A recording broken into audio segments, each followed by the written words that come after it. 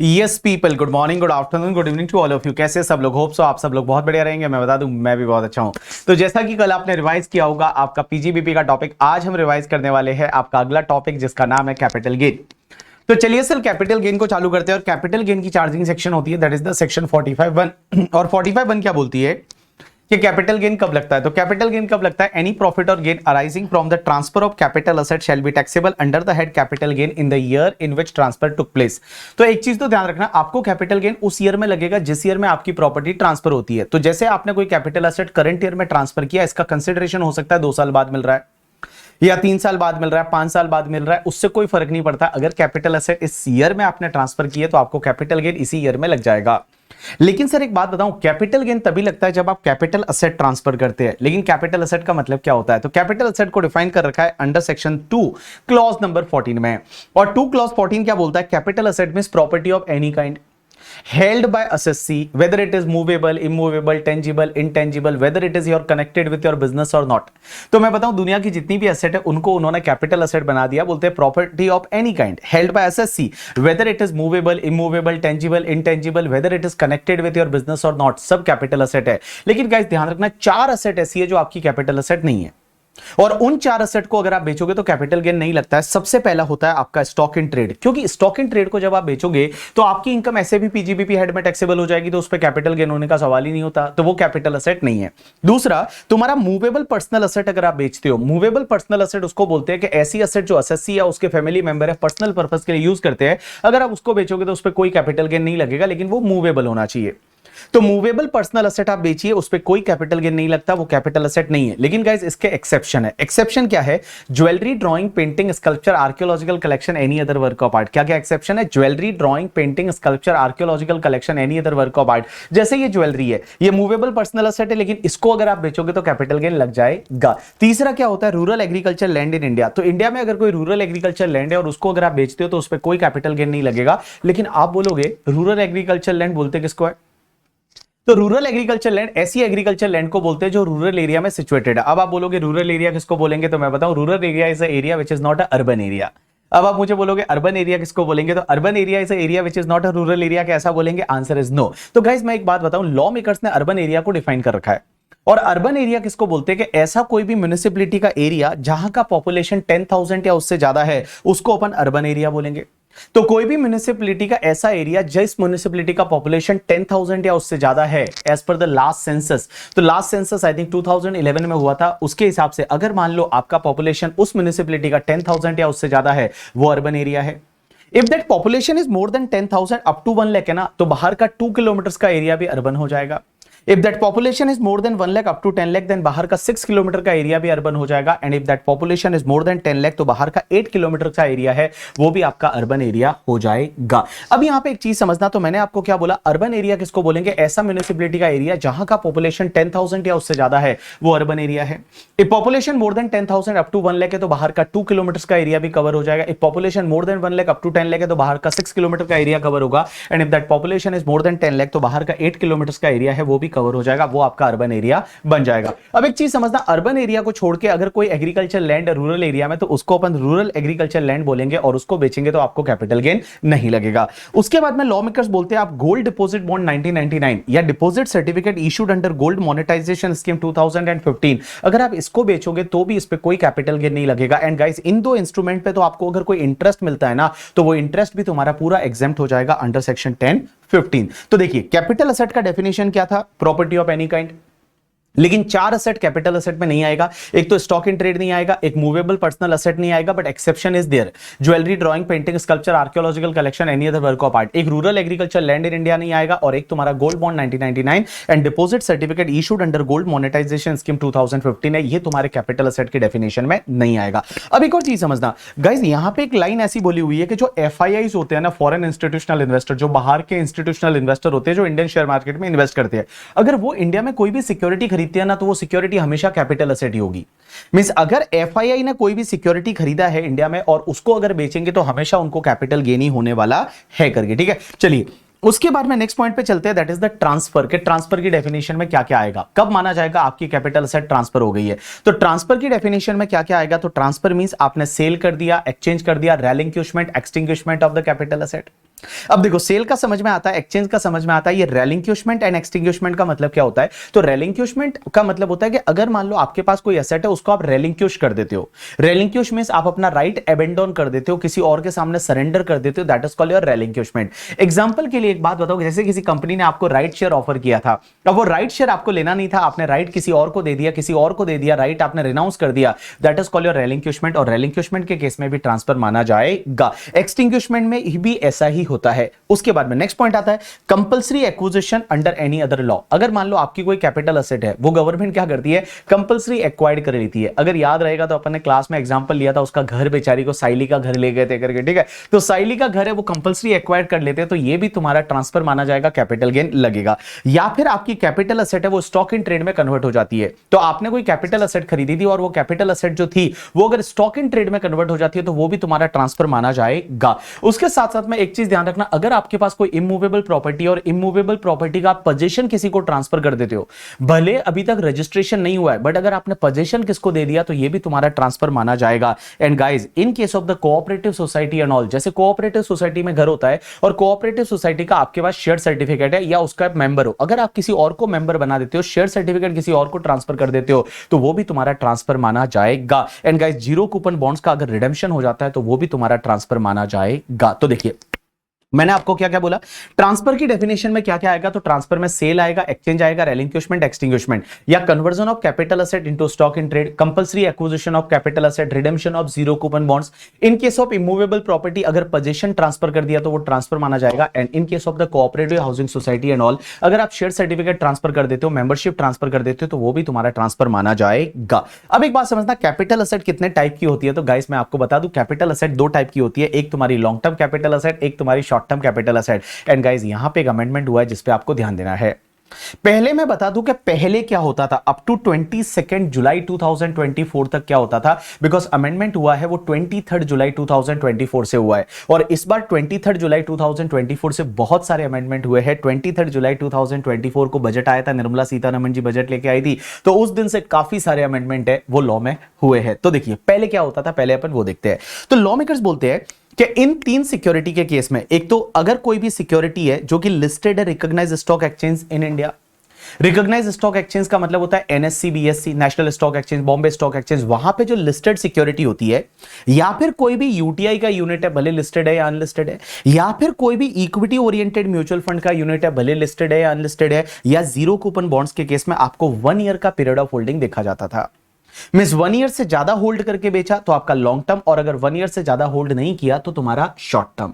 उसके बाद में जो भी तुम्हारा अनलिस्टेड शेयर्स है, अनलिस्टेड शेयर का मतलब ऐसा शेयर जो इंडियन स्टॉक एक्सचेंज में लिस्टेड नहीं है, क्योंकि इंडियन स्टॉक एक्सचेंज में लिस्टेड है तो 1 ईयर में आ जाएगा। कोई भी अनलिस्टेड शेयर है, जैसे प्राइवेट लिमिटेड के शेयर, बीबी वर्चुअल्स प्राइवेट लिमिटेड के शेयर्स, तो वो अनलिस्टेड शेयर्स में आ गया। एंड गाइस, इमूवेबल प्रॉपर्टी है, उनके केस में आपका 2 ईयर्स का पीरियड ऑफ होल्डिंग देखा जाता था।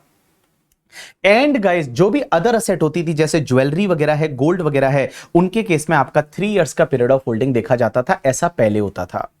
अब इन्होंने अमेंडमेंट कर दिया, और ये अमेंडमेंट किया है 23 जुलाई 2024 से। और अब अमेंडमेंट क्या बोलता है पता है, कि इस पहले पार्ट को छोड़ के बाकी कोई भी असेट रहेगी, उसके केस में 2 इयर्स का पीरियड ऑफ होल्डिंग देखा जाएगा। ये 3 इयर्स वाला फंडा हटा दिया है।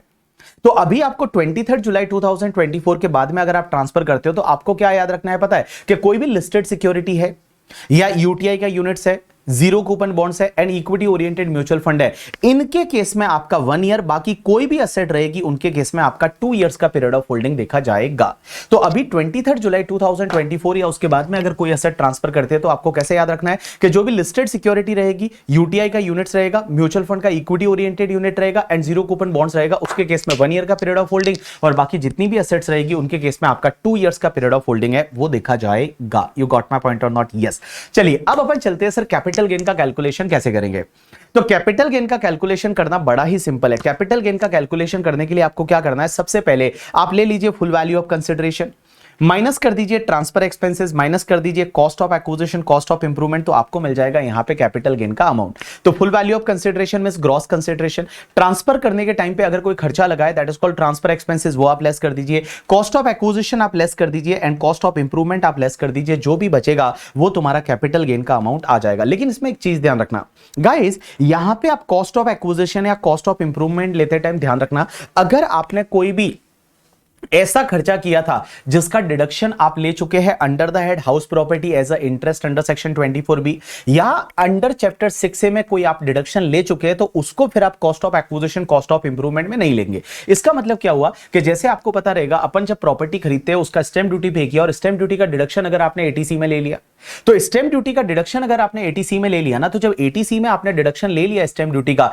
तो बेटा फिर वो स्टैंप ड्यूटी आपके cost of acquisition, cost of improvement में नहीं आएगा।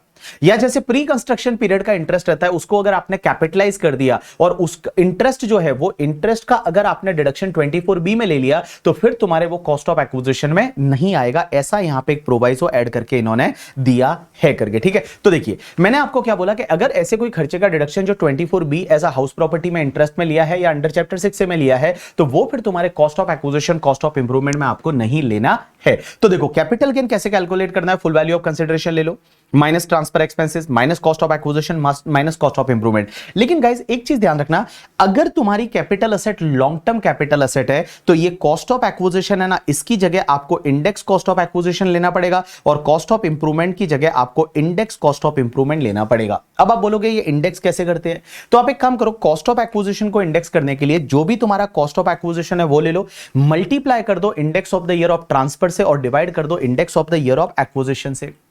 तो आपका जो कॉस्ट ऑफ एक्विजिशन है उसको मल्टीप्लाई करो index of the year of transfer से और डिवाइड कर दो index of the year of acquisition से। एंड कॉस्ट ऑफ इंप्रूवमेंट का क्या करने का, पहले आप कॉस्ट ऑफ इंप्रूवमेंट ले लो, मल्टीप्लाई कर दो index of the year of transfer से और डिवाइड कर दो index of the year of improvement से, तो आपको मिल जाएगा index cost of acquisition and index cost of improvement. अब यहां पे इंडेक्स नंबर है, ये इंडेक्स नंबर आपको दे रखे। अब एक चीज ध्यान रखना, आपके एग्जाम के लिए आपको कौन से इंडेक्स नंबर याद रखने हैं, एक तो आपको 1-2 का याद रखना है 100 और एक आपके एग्जाम के लिए 24-25 लगेगा प्रीवियस ईयर, उसका याद रखना है 363। ये 2 इंडेक्स नंबर याद रखने हैं, बाकी आपको इंडेक्स नंबर याद रखने की जरूरत नहीं है करके, ठीक है। लेकिन सर आप मुझे ये बोलोगे कि सर यहां पे आप बोल रहे हैं कि इंडेक्सेशन आपका 1-2 से चालू होता है, दैट इज द 100, लेकिन अगर कोई असेट है वो 1-2 से पहले खरीदा हुआ है, तो 1-4-2001 से पहले खरीदा हुआ है, तो क्या करेंगे। तो अगर कोई असेट आपने 1-4-2001 से पहले खरीदा होता है ना, तो उसके केस में आपको ऑप्शन मिलता है कि जो भी उस असेट की कॉस्ट ऑफ एक्विजिशन रहेगी, जो भी उस असेट की कॉस्ट ऑफ एक्विजिशन रहेगी and guys fair market value as on 1-4-2001 है, विच एवर इज हायर है, वो आपको कॉस्ट लेना है। तो अगर कोई एसेट 1-4-2001 से पहले आपने खरीदी हुई है, तो उस केस में आपको ऑप्शन मिलता है कि जो उसकी कॉस्ट है and fair market value as on 1-4-2001 है, उस विच एवर इज हायर है वो आपको लेना है करके, ठीक है। और उसके बाद अगर इंडेक्सेशन होता है, तो जो इसमें से हायर रहेगा उस हायर पे आपको इंडेक्सेशन करने का मौका मिलेगा। अब यहां पे एक और चीज समझना, लॉ मेकर्स बोलते हैं, मैंने आपको क्या बोला कि जो भी आपका एफएमवी एज ऑन 1-4-2001 है एंड गाइस जो तुम्हारा actual cost whichever is higher लेना है। बट ध्यान रखना, ये जो एफएमवी एज ऑन 1-4-2001 होता है ना, ये कभी भी तुम्हारे एसडीवी एज ऑन 1-4-2001 से ज्यादा नहीं हो सकता। एसडीवी का मतलब होता है स्टैंप ड्यूटी वैल्यू, तो जो stamp duty value as on 1-4-2001 है ना, उससे ज्यादा एफएमवी एज ऑन 1-4-2001 नहीं हो सकता। तो आपको कैसे याद रखने का है, सबसे पहले अगर मान लो आपकी कोई इमूवेबल प्रॉपर्टी है और इमूवेबल प्रॉपर्टी ऐसी है जो आपने 1-4-2001 से पहले खरीदी हुई है, तो आप एक काम करो, उसकी जो एक्चुअल कॉस्ट है पहले वो ले लो। फिर आप एक काम करो कि FMV as on 1-4-2001 and SDV as on 1-4-2001, इन दोनों में से विच एवर इज लोअर ले लो। और बेटा जो लोअर वाला आएगा एंड तुम्हारी actual cost whichever is higher रहेगा, that will be treated as your cost of acquisition. ये तुम्हारा कॉस्ट ऑफ एक्विजिशन बनेगा। अब एक और चीज समझना, 1-4-2001 से पहले अगर आपने कोई इंप्रूवमेंट करा रखा है, तो वो इंप्रूवमेंट को आपको इग्नोर करना है, उस इंप्रूवमेंट को आपको कंसीडर करने की जरूरत नहीं है। That improvement has to be ignore, वो इंप्रूवमेंट आपका इग्नोर हो जाएगा। तो अगर इंप्रूवमेंट आपने 1-4-2001 से पहले करा रखा है, तो उसको आपको इग्नोर करना है, क्योंकि वो ऑलरेडी एफएमवी एज ऑन 1-4-2001 में आ जाता है। अब एक बात समझना, सर आप मुझे ये बोलोगे कि सर आप क्या बात कर रहे हो, सर आप इंडेक्सेशन वगैरह की बात कर रहे हो, लेकिन हमने तो ये सुना है कि इंडेक्सेशन हट गया है। आंसर इज यस गाइस, ये इंडेक्सेशन जो मैंने आपको पढ़ाया ये हट गया है, ये नहीं लगेगा ऑन और आफ्टर 23 जुलाई 2024। तो आपको ध्यान रखना पड़ेगा ट्रांसफर की डेट क्या है। अगर ट्रांसफर की डेट है वो 22 जुलाई 2024 या उससे पहले ट्रांसफर की डेट है तो फिर आपको इंडेक्सेशन मिलेगा। बट अगर 23 जुलाई 2024 या उसके बाद में अगर आपने ट्रांसफर किया है तो उस पर्टिकुलर केस में आपको इंडेक्सेशन का बेनिफिट नहीं मिलेगा। ये इंडेक्स वगैरह आपको लेने की जरूरत नहीं है, ये एप्लीकेबल नहीं होगा। तो मैं क्या बोल रहा हूं, देखो 23 जुलाई 2024 या उसके बाद में अगर आप ट्रांसफर करते हो तो बाबू ये इंडेक्सेशन का बेनिफिट आपको नहीं मिलेगा, इसको आपको इग्नोर करना है। इंडेक्सेशन आपको नहीं लेना है, सीधा full value of consideration low minus transfer expenses, cost of acquisition, cost of improvement, वो ले लो। अब आप मुझे बोलोगे सर इंडेक्सेशन तो नहीं मिलेगा, अगर 23 जुलाई 2024 या उसके बाद में ट्रांसफर किया तो हमको इंडेक्सेशन तो नहीं मिलेगा, लेकिन सर वो एफएमबी एज ऑन 1/4/2001 से पहले का अगर असेट है तो एफएमबी एज ऑन 1/4/2001 का वो बेनिफिट मिलेगा या नहीं? अरे बाबू वो तो मिलेगा ना, उसमें क्या फर्क पड़ता है। ये वाला बेनिफिट आपको मिलेगा जो एफएमबी एज ऑन 1/4/2001 वाला है ना, वो आपको बेनिफिट मिलेगा जो कॉस्ट और एफएमबी व्हिचएवर इज हायर। लेकिन बाबू आपको इंडेक्सेशन नहीं मिलेगा अगर 23 जुलाई 2024 या उसके बाद में आपने ट्रांसफर किया है तो। यू गॉट माई पॉइंट और नॉट? यस। अब एक और चीज समझना, उसके बाद में आपका एक चीज ध्यान रखना, बहुत बार ऐसा हो सकता है कि भाई अगर कोई लैंड है वो पहले से खरीदा हुआ था, जैसे 10 साल पहले आपने लैंड खरीदा था और लास्ट ईयर ही आपने बिल्डिंग बना दी, अब आपने लैंड बिल्डिंग दोनों को साथ में बेच दिया, तो कैपिटल गेन आपका लॉन्ग टर्म होगा या शॉर्ट टर्म होगा? तो लॉ मेकर्स यहां पे बोलते हैं, एक सुप्रीम कोर्ट का केस लॉ था और सुप्रीम कोर्ट ने ये बोला कि आपको लैंड और बिल्डिंग दोनों को अलग अलग असेट मान के और कैपिटल गेन कैलकुलेट करना पड़ेगा।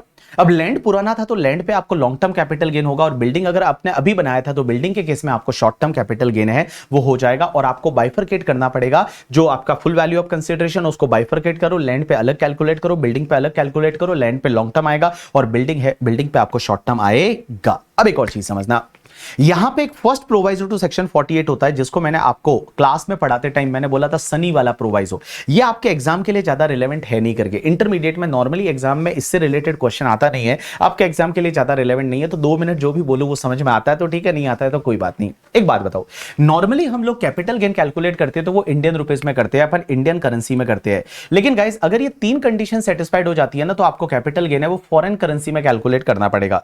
कैसे? सबसे पहले आपका असेस्सी है, वो असेस्सी कौन होना चाहिए? नॉन रेजिडेंट होना चाहिए। तो असेस्सी है वो नॉन रेजिडेंट या फॉरेन कंपनी है वो आपका असेस्सी है। असेस्सी ने डिबेंचर और शेयर्स खरीदा था इंडियन कंपनी का, और वो शेयर्स और डिबेंचर इंडियन कंपनी का खरीदा था ना, वो अगर फॉरेन करेंसी में खरीदा था तो मैंने क्या बोला कि अगर नॉन रेजिडेंट फॉरेन कंपनी है, उसने इंडियन कंपनी का शेयर और डिबेंचर खरीदा था और वो फॉरेन करेंसी में खरीदा था, तो पहले आप एक काम करो, कैपिटल गेन को कैलकुलेट करोगे फॉरेन करेंसी में, उसके बाद आप रिकन्वर्ट करोगे इंडियन करेंसी में, और इंडियन करेंसी में जो कैपिटल गेन आएगा उतना आपको टैक्स भरना पड़ेगा। अब एक और चीज समझना, सर कैसे कन्वर्ट करेंगे उसको अपन, लाइक फॉरेन करेंसी में कैसे कैलकुलेट करेंगे? तो आप एक काम करो, फुल वैल्यू ऑफ कंसिडरेशन जो आता है उसको फॉरेन करेंसी में लेके जाओ by applying average rate on date of transfer. Average rate on date of transfer का मतलब होता है TTBR plus TTSR divide by 2। TTBR का मतलब होता है telegraphic transfer buying rate, telegraphic transfer selling rate, उन दोनों को जोड़ दो, डिवाइड बाय 2 कर दो, एवरेज ले लो, तो average rate as on date of transfer से आप फॉरेन करेंसी में कैलकुलेट कर लो।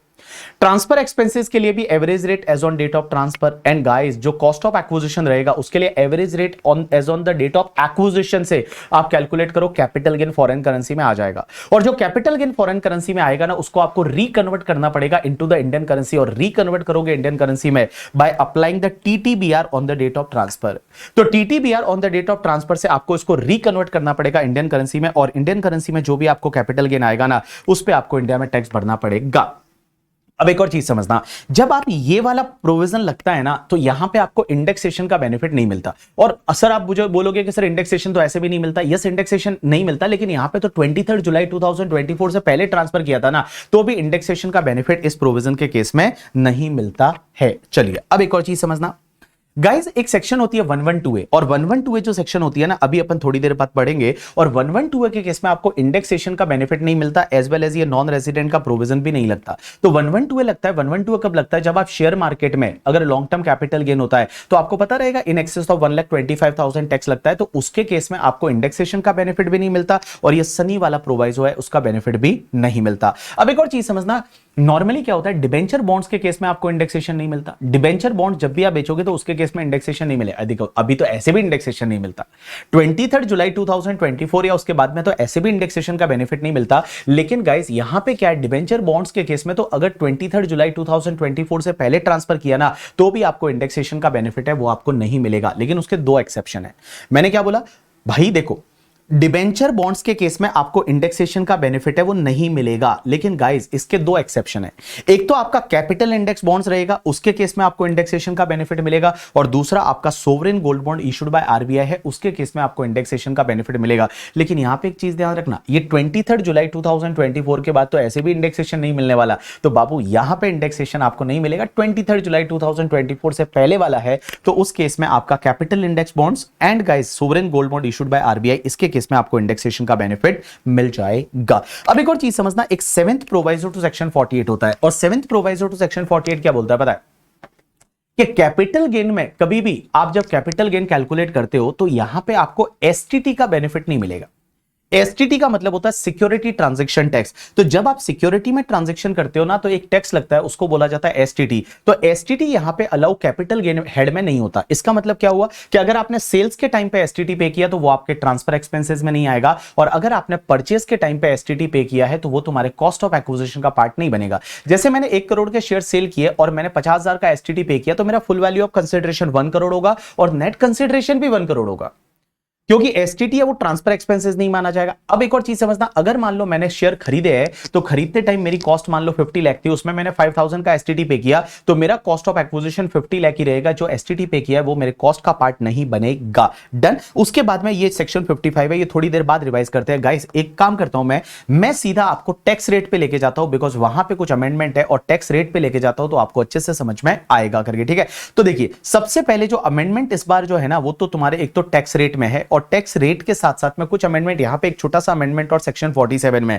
सेक्शन 47 जो होती है ना, उसमें क्या होता है पता है? जब आप कुछ ट्रांजैक्शन ऐसे होते हैं जो ट्रांसफर करते हो, उस पे कैपिटल गेन नहीं लगता।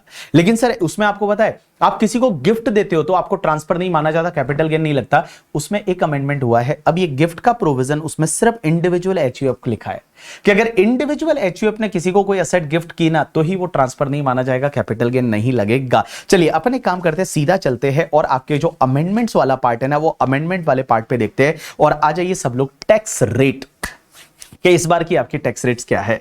और टैक्स रेट में भाई साहब यहां पे जोरदार अमेंडमेंट है। सबसे पहले एक सेक्शन होती है 112A। अगर आपको 112A लास्ट ईयर याद रहे, तो लास्ट ईयर 112A कैसे होती थी पता है?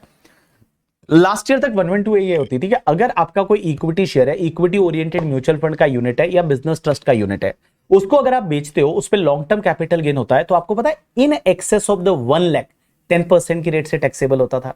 लेकिन यहां निर्मला सीतारमण जी ने अमेंडमेंट कर दिया, और निर्मला सीतारमण जी बोलती है कि अगर आपका इक्विटी शेयर है, जो लिस्टेड इक्विटी शेयर होता है, या कोई इक्विटी ओरिएंटेड म्यूचुअल फंड का यूनिट है या बिजनेस ट्रस्ट का यूनिट है, तो उसमें आपका पहले क्या था? 10% का टैक्स रेट था। अब उसको 10% की टैक्स रेट को बढ़ा के 12.5% कर दिया है, विद इफेक्ट फ्रॉम 23 जुलाई 2024। तो अगर आपने 23 जुलाई 2024 से पहले ट्रांसफर कर दिया, तो आपका 10% की रेट से टैक्स लगेगा, और उसके बाद में ट्रांसफर किया 23 जुलाई 2024 ऑनवर्ड्स ट्रांसफर किया, तो यहां पे 12.5% की रेट से टैक्स लगेगा। लेकिन गाइस पहले वो 1 लाख तक का एग्जेम्प्ट था ना, उसको बढ़ा के इन्होंने 1,25,000 कर दिया है, और ये 1,25,000 पूरे साल के लिए है। तो इसका मतलब अब क्या हुआ? देखो, अगर आपका इक्विटी शेयर है, इक्विटी ओरिएंटेड म्यूचुअल फंड है या बिजनेस ट्रस्ट का यूनिट है, और उसको अगर आप बेचते हो और लॉन्ग टर्म कैपिटल गेन होता है, और आपने एसटीटी पे किया है, और इक्विटी शेयर के केस में तो आपको परचेज और सेल दोनों टाइम एसटीटी पे करना पड़ेगा, और इक्विटी ओरिएंटेड म्यूचुअल फंड की यूनिट्स वगैरह के केस में आपको सेल के टाइम पे एसटीटी पे करना पड़ेगा। अगर ये कंडीशन सेटिस्फाइड होती है, तो आपका long term capital gain in excess of the 1,25,000, जो 1,25,000 के ऊपर वाला रहेगा ना, उस पे आपका 10% या 12.5% की रेट से टैक्स लगेगा।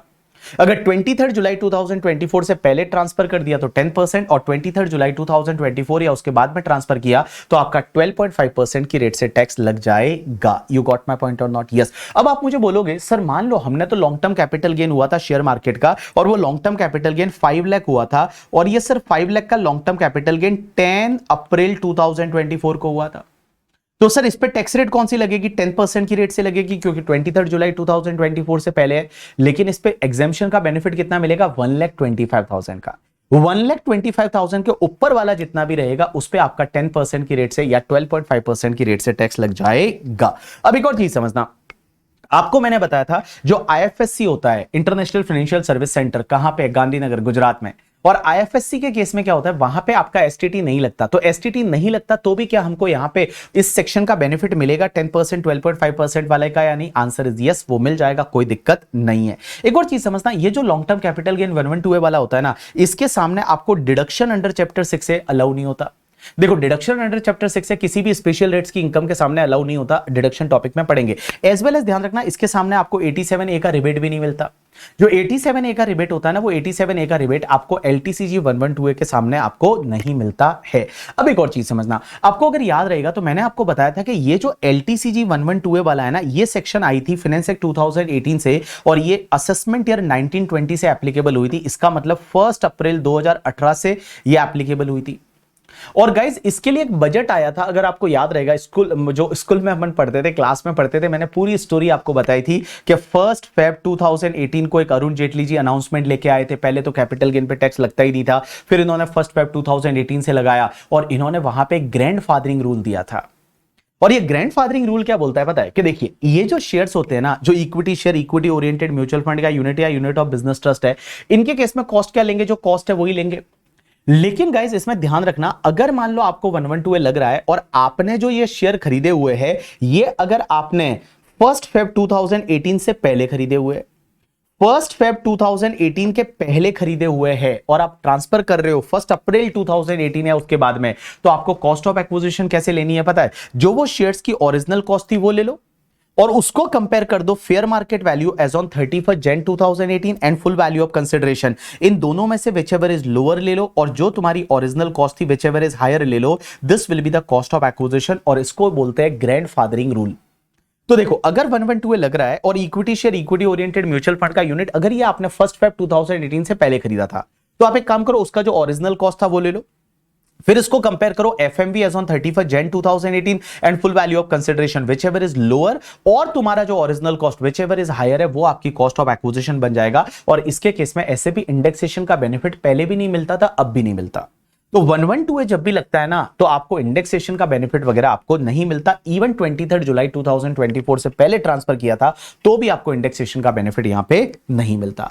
लेकिन आप मुझे बोलोगे सर, ये 31 जन 2018 का एफएमवी निकालेंगे कैसे? तो 31 जन 2018 का एफएमवी निकालने के लिए आप एक काम करो, अगर 31 जन 2018 को वो शेयर्स या यूनिट अगर लिस्टेड है in the recognised stock exchange, तो आप एक काम करो, अगर लिस्टेड है ना, तो जो हाईएस्ट प्राइस कोट हुआ था 31 जन 2018 को वो ले लो। तो हाईएस्ट शेयर मार्केट में जो प्राइस आया था, कोट हुआ था, वो आप ले लो। लेकिन 31 जन 2018 को अगर ट्रेडिंग नहीं हुआ है, तो उसके लास्ट ट्रेडिंग सेशन में जो हाईएस्ट प्राइस आया था वो आप ले लो। लेकिन सर, ऐसा भी तो हो सकता है कि 31 जन 2018 को वो जो था शेयर या यूनिट वो अनलिस्टेड था। तो अनलिस्टेड था, तो यूनिट के केस में तो हम क्या करते हैं, एनएबी लेते हैं। एनएबी का मतलब होता है net asset value as on 31 Jan 2018। And guys, अगर वो अनलिस्टेड शेयर है, अभी अनलिस्टेड शेयर वाला आज तक कभी एग्जाम में इंटरमीडिएट में नहीं आया तो नहीं आएगा, बट आप ये ध्यान रखना कि अगर 31 जन 2018 को वो शेयर है, वो अनलिस्टेड था लेकिन अभी लिस्टेड है, तो उसकी एफएमवी एज ऑन 31 जन 2018 कैसे निकालेंगे पता है? वो शेयर जितने में खरीदा था वो ले लो, मल्टीप्लाई बाय आप 1718 का इंडेक्स कर लो, क्योंकि 31 जन 2018 1718 में आता है ना, तो आप 1718 का इंडेक्स से मल्टीप्लाई कर दो और डिवाइड कर दो जिस ईयर में आपने वो शेयर खरीदा था उसके इंडेक्स से, तो आप 31 जन 2018 की फेयर मार्केट वैल्यू तक पहुंच जाओगे। अगर ये लास्ट वाला आपको नहीं भी समझा तो चलेगा, कोई दिक्कत नहीं है। ये ध्यान रखना, अगर लिस्टेड शेयर्स एंड यूनिट है तो हाईएस्ट कोड 31 जन 2018 का लेना है, वो आपकी एफएमवी हो जाएगी। और आप अनलिस्टेड अगर उस दिन था तो यूनिट के केस में आपको एनएवी लेना है। इतना भी याद रखोगे तो चल जाएगा करके, ठीक है। चलिए, उसके बाद में एक बात बताऊं, ये तो बात हो गई लॉन्ग टर्म कैपिटल गेन की। अगर आपका शॉर्ट टर्म कैपिटल गेन होता है, तो अगर इक्विटी शेयर या इक्विटी ओरिएंटेड म्यूचुअल फंड का यूनिट्स है एंड बिजनेस ट्रस्ट का यूनिट है, उस पे अगर आपको शॉर्ट टर्म कैपिटल गेन होता है, तो गाइस आपको पता है short term capital gain 111A में टैक्सेबल होता है। पहले इस पे टैक्स रेट हुआ करती थी आपकी 15%, लेकिन अभी अमेंडमेंट हो गई 23 जुलाई 2024 या उसके बाद में ये टैक्स रेट हो गई है 20%। तो देखो, short term capital gain equity share, equity oriented mutual fund के यूनिट्स, और आपने सेल पे अगर एसटीटी पे किया है, तो सेल पे एसटीटी पे किया है तो आपने 23 जुलाई 2024 के पहले ट्रांसफर कर दिया तो 15% का टैक्स रेट, और 23 जुलाई 2024 या उसके बाद में ट्रांसफर किया तो आपका 20% का टैक्स रेट बन जाएगा। यू गॉट माय पॉइंट और नॉट? यस। अब एक और चीज समझना गाइस, यहां पे भी अगर आईएफएससी में लोकेटेड रिकॉग्नाइज्ड स्टॉक एक्सचेंज है गांधीनगर गुजरात गिफ्ट सिटी में और वहां एसटीटी नहीं लगता तो भी आपको यहां 111A का बेनिफिट मिल जाएगा। एंड गाइस ये जो लॉन्ग टर्म ये जो short term capital gain 111A वाला है ना, इसके सामने भी आपको डिडक्शन अंडर चैप्टर 6 का बेनिफिट नहीं मिलेगा। अब एक और चीज समझता, अगर कोई बाकी कैपिटल गेन होता है तो बाकी कैपिटल गेन के केस में सर क्या टैक्स रेट रहेगा? जो बाकी कैपिटल गेन, ये तो तुम्हारे शेयर मार्केट वाले हो गए। अब सर अगर गोल्ड वाला कैपिटल गेन है या फिर अगर मान लो इमूवेबल प्रॉपर्टी वाला कैपिटल गेन है तो उसके केस में क्या होगा? तो गाइस मैं आपको बताऊं, अगर कोई अदर कैपिटल गेन है ना, तो आपको यह ध्यान रखना है कि अगर वो लॉन्ग टर्म कैपिटल गेन है तो लॉन्ग टर्म कैपिटल गेन 23 जुलाई 2024 से पहले ट्रांसफर हो गया तो आपका 20% का टैक्स रेट है। और अगर 23 जुलाई 2024 या उसके बाद में कोई भी long term capital asset transfer हुई तो यहां पे 12.5% का टैक्स रेट लगेगा। लेकिन शॉर्ट टर्म कैपिटल गेन जो भी होता है वो तुम्हारा स्लैब रेट से टैक्सेबल होता है, मतलब नॉर्मल टैक्स रेट से टैक्सेबल हो जाएगा। तो एक बात बताओ, यहां पे टैक्स रेट कम क्यों की? 23 जुलाई 2024 या उसके बाद में ट्रांसफर किया तो आपकी जो टैक्स रेट है वो सिर्फ 12.5% है, पहले 20% थी। एक बात बताओ, यहां पे ये 12.5% क्यों की है पता है? क्योंकि इंडेक्सेशन हटा दिया ना। पहले इंडेक्सेशन था तो आपका टैक्स रेट है वो ज्यादा था 20%, अब इंडेक्सेशन को हटा दिया, इंडेक्सेशन नहीं मिलेगा तो लॉन्ग टर्म कैपिटल गेन पे 23 जुलाई 2024 या उसके बाद में ट्रांसफर हुआ तो आपका टैक्स रेट है वो सिर्फ 12.5% लगेगा। लेकिन गाइस यहां पे एक बात समझना, एक केस में एक एक्सेप्शन दिया है और वो एक्सेप्शन क्या है समझने की कोशिश करना। यहां पे 4 कंडीशन सेटिस्फाइड होनी चाहिए। सबसे पहली चीज, अगर कोई रेजिडेंट इंडिविजुअल और एचयूएफ है तो कोई रेजिडेंट इंडिविजुअल एचयूएफ है, that is the first condition.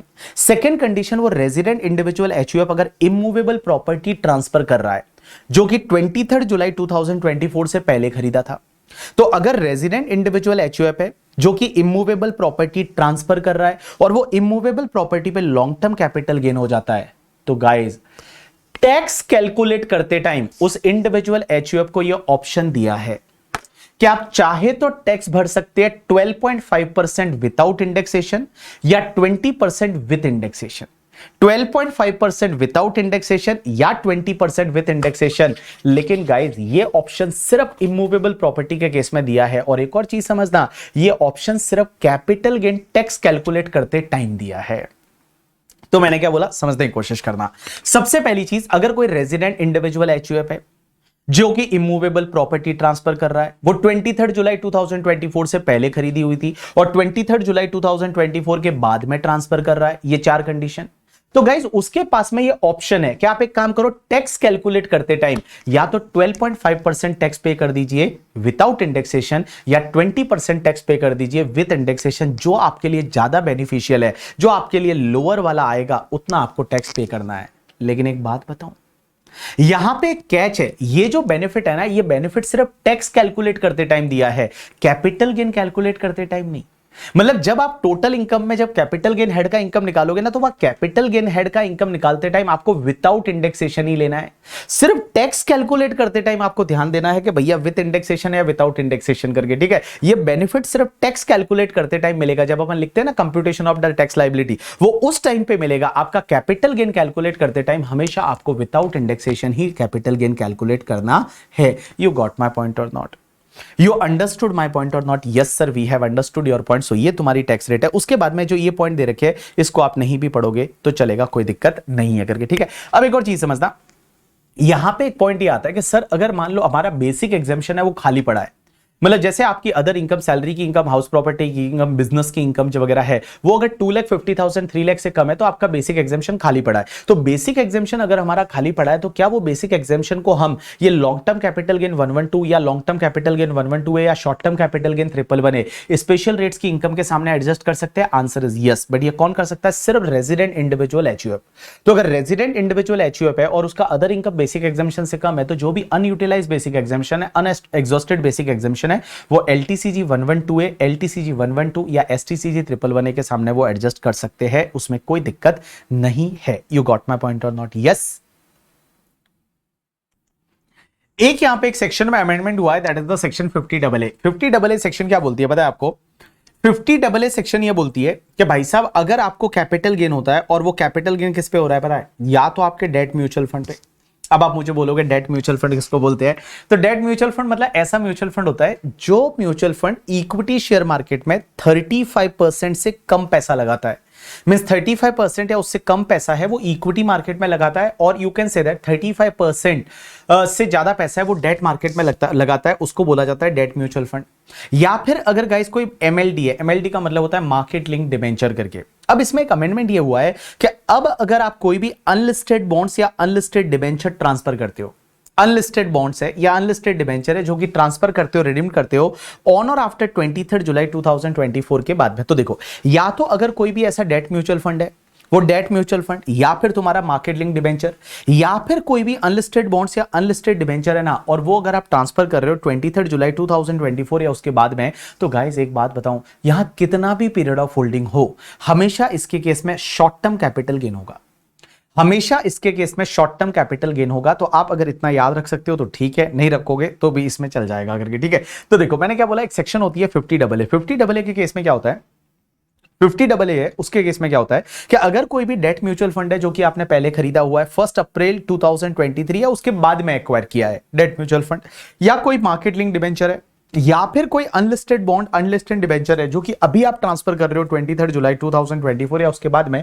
तो इसमें कैपिटल गेन कैलकुलेट करते टाइम हमेशा कैपिटल गेन है ना, ये तुम्हारा शॉर्ट टर्म कैपिटल गेन आ जाएगा, भले irrespective of period of holding, भले 5 साल का पीरियड ऑफ होल्डिंग है तो भी आपका शॉर्ट टर्म कैपिटल गेन ही होगा। तो अगर आप कोई अनलिस्टेड बॉन्ड या अनलिस्टेड डिबेंचर खरीदते हो ना भाई, खरीदा हुआ था, और इसको अगर आप बेच देते हो 23 जुलाई 2024 के बाद में, तो हमेशा आपका शॉर्ट टर्म कैपिटल गेन होगा irrespective of period of holding. एक और चीज ध्यान रखना गाइस, आपको पता है अभी थोड़ी देर पहले मैंने आपको अमेंडमेंट में क्या बताया था कि अभी आपका पीरियड ऑफ होल्डिंग 2 इयर्स का हो गया है, लाइक यू नो दैट सिर्फ वो 3-4 असेट के केस में 1 ईयर का हो गया, बाकी सबके केस में 2 इयर्स का है। लेकिन ध्यान रखना स्लम सेल के केस में अभी भी 3 इयर्स का है। जो स्लम सेल वाला है ना, वो स्लम सेल के केस में अभी भी आपका 3 इयर्स का पीरियड ऑफ होल्डिंग रहेगा। चलिए अब अपन एक काम करते हैं, यहां से बाकी सब चीजें हैं वो रिवाइज करना चालू करते हैं। बात करती है, सबसे पहली बात आती है इनटेंजिबल असेट का कॉस्ट क्या लेने का। अब आप बोलोगे इंटेंजिबल असेट में कौन कौन सी असेट आती है, तो यहां पे इन्होंने दे रखा है इंटेंजिबल असेट मींस गुडविल या any other intangible asset of business और प्रोफेशन। मींस बिजनेस प्रोफेशन का गुडविल या कोई भी बिजनेस प्रोफेशन का इंटेंजिबल असेट, या फिर ट्रेडमार्क है, ब्रांड नेम है, ठीक है, या फिर right to manufacture produce process any article and thing जिसको पेटेंट कॉपीराइट बोलते हैं, right to carry on any business and profession, tenancy right, loo marks, route permit और एनी अदर राइट। आप इसको ऐसे याद रखिए इंटेंजिबल असेट। तो इंटेंजिबल असेट का कॉस्ट ऑफ एक्विजिशन क्या लेने का, अगर आपका वो सेल्फ जनरेटेड है, आपने खुद ने जनरेट किया है, तो उसकी कॉस्ट ऑफ एक्विजिशन ऑलवेज निल लेने का।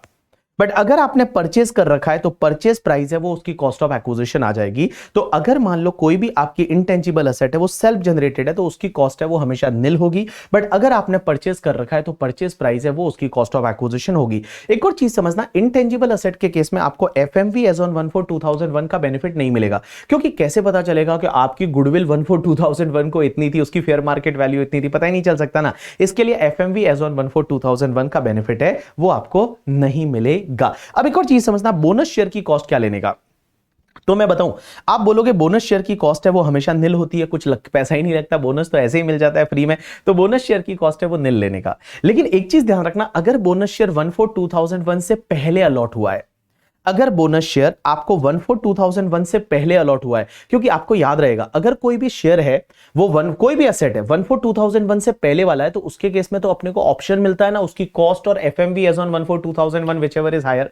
तो बोनस शेयर अगर 1/4/2001 से पहले अलॉट हुआ है तो उस पर्टिकुलर केस में उसकी कॉस्ट ऑफ एक्विजिशन है वो आ जाएगी FMV as on 1/4/2001। And bonus share अगर 1/4/2001 के बाद में हुआ है तो उसकी कॉस्ट ऑफ एक्विजिशन हमेशा क्या लेने का, निल लेने का।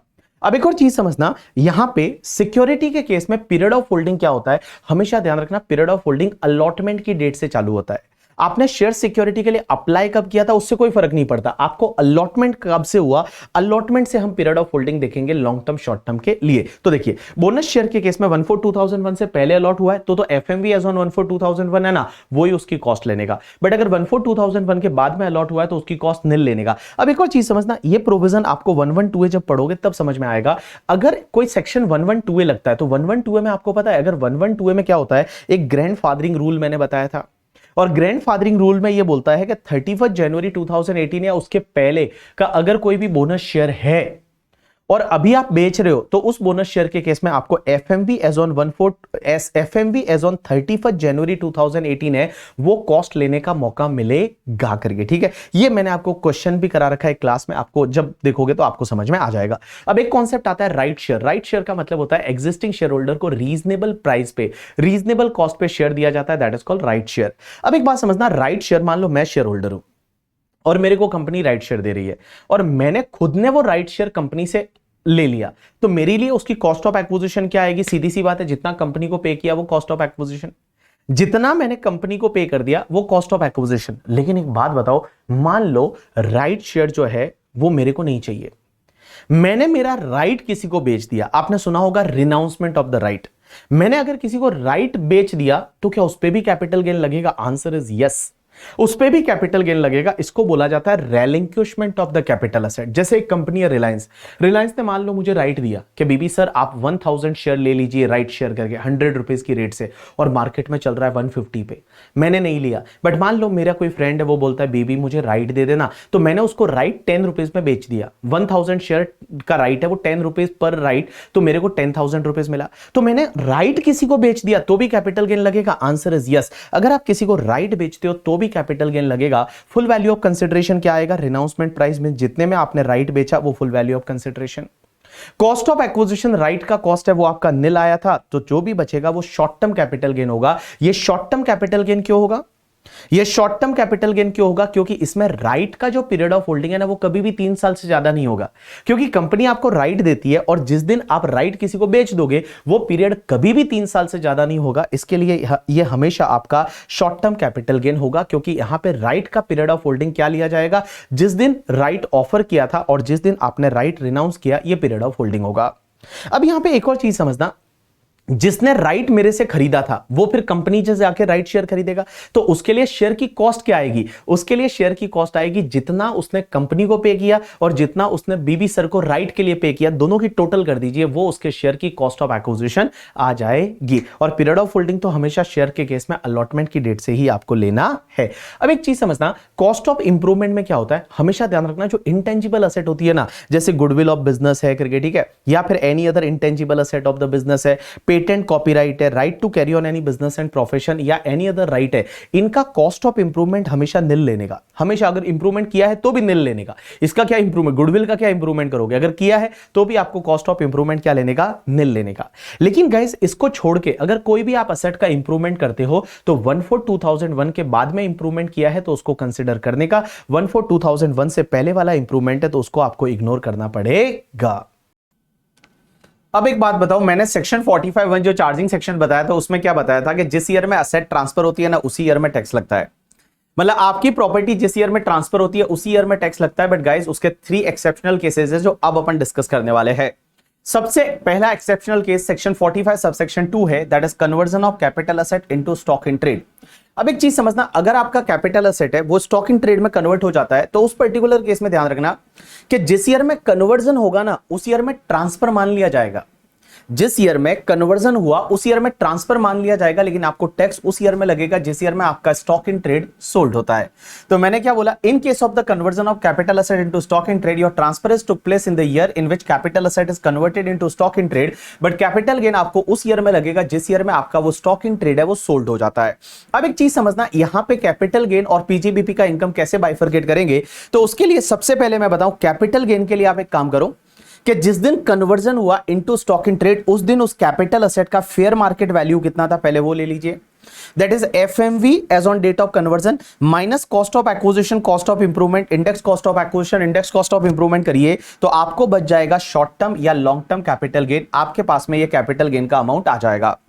अब एक चीज समझना, पीजीबीपी का इनकम कैसे निकालना है, तो पीजीबीपी की इनकम निकालने के लिए सबसे पहले ले लीजिए sale price of the stock in trade, means जितने में आपने स्टॉक इन ट्रेड को बेचा उसका सेल प्राइस ले लीजिए, माइनस कर दीजिए जो FMV as on date of conversion था वो एज इट इज यहां पे लेस कर दीजिए, या आपका पीजीबीपी का इनकम आ जाएगा।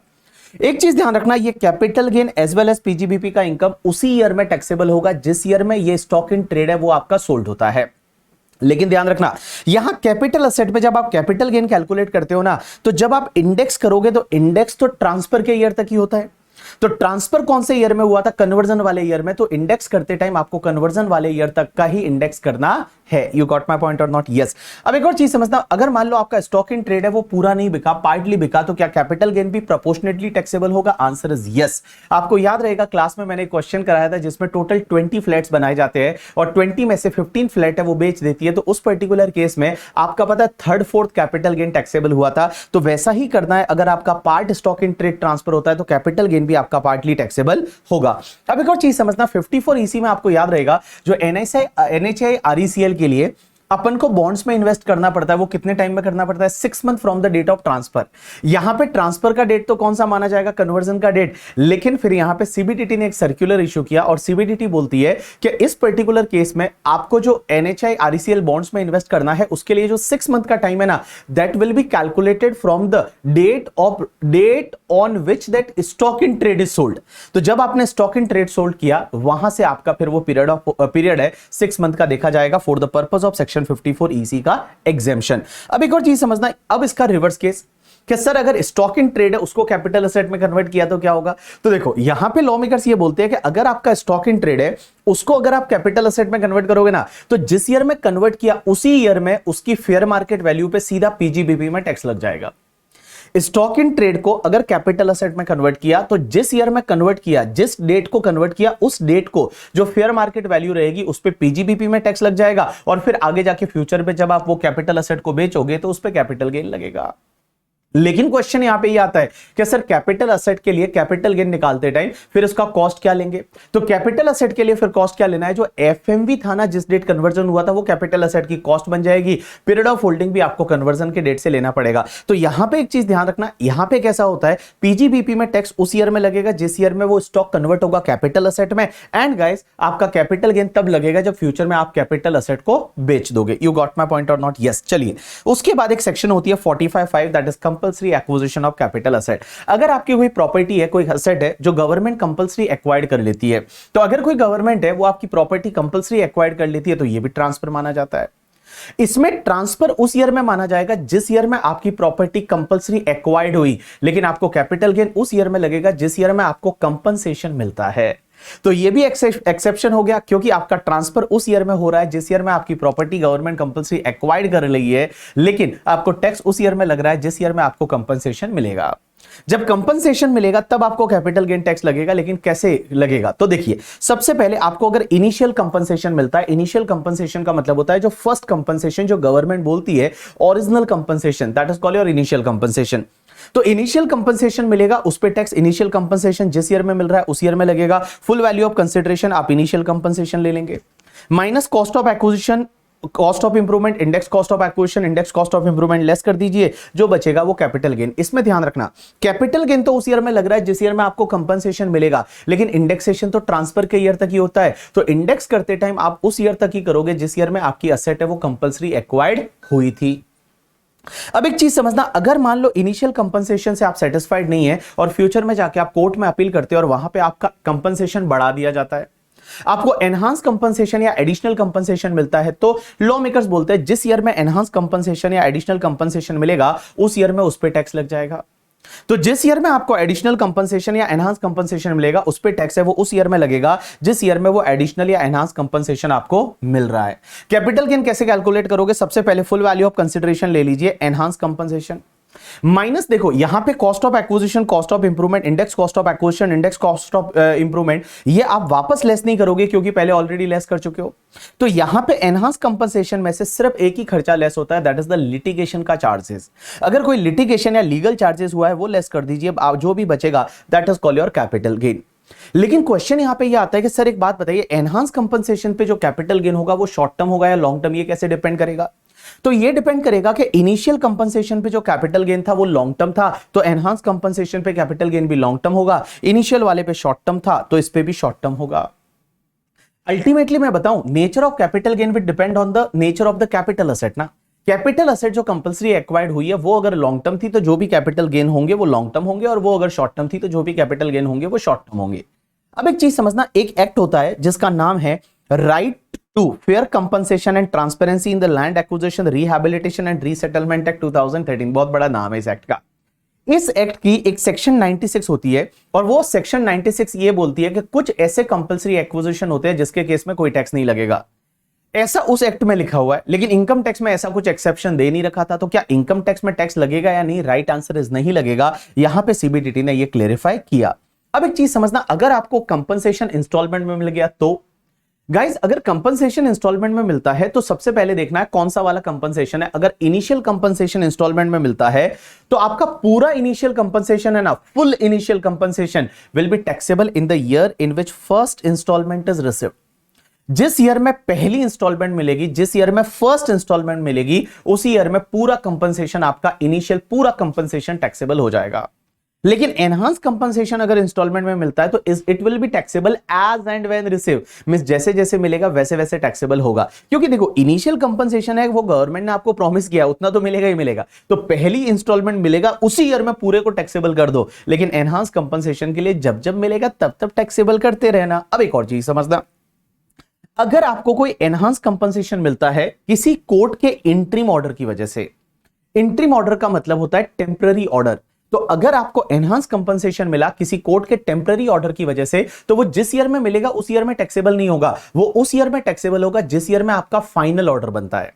तो जिस ईयर में कोर्ट का फाइनल ऑर्डर बनेगा उस ईयर में वो टैक्सेबल होगा, रिसीव्ड होगा उस ईयर में वो टैक्सेबल नहीं होगा। अब एक और चीज समझना, अगर आपको कंपनसेशन लेट मिलता है तो बहुत बार उस पे इंटरेस्ट भी मिलता है, तो इंटरेस्ट कहां पे टैक्सेबल होगा? इंटरेस्ट आपके इनकम फ्रॉम अदर सोर्सेज में टैक्सेबल होगा। और इनकम फ्रॉम अदर सोर्सेज में ध्यान रखना, आपको 50% का स्टैंडर्ड डिडक्शन मिलेगा, मींस जो भी इंटरेस्ट रिसीव्ड हुआ उस पे 50% स्टैंडर्ड डिडक्शन ले लीजिए, बाकी वाला टैक्सेबल हो जाएगा। और इंटरेस्ट उस ईयर में टैक्सेबल होता है जिस ईयर में वो इंटरेस्ट आपको रिसीव होता है। अब एक और चीज समझना, बहुत बार किसी पर्सन की डेथ हो गई और उसकी प्रॉपर्टी कंपल्सरी एक्वायर्ड हुई थी और उसके लीगल हेयर को कंपनसेशन मिल रहा है, तो क्या लीगल हेयर को टैक्स भरना पड़ेगा? आंसर इज बिल्कुल टैक्स भरना पड़ेगा, उसमें कोई भी छूट नहीं है।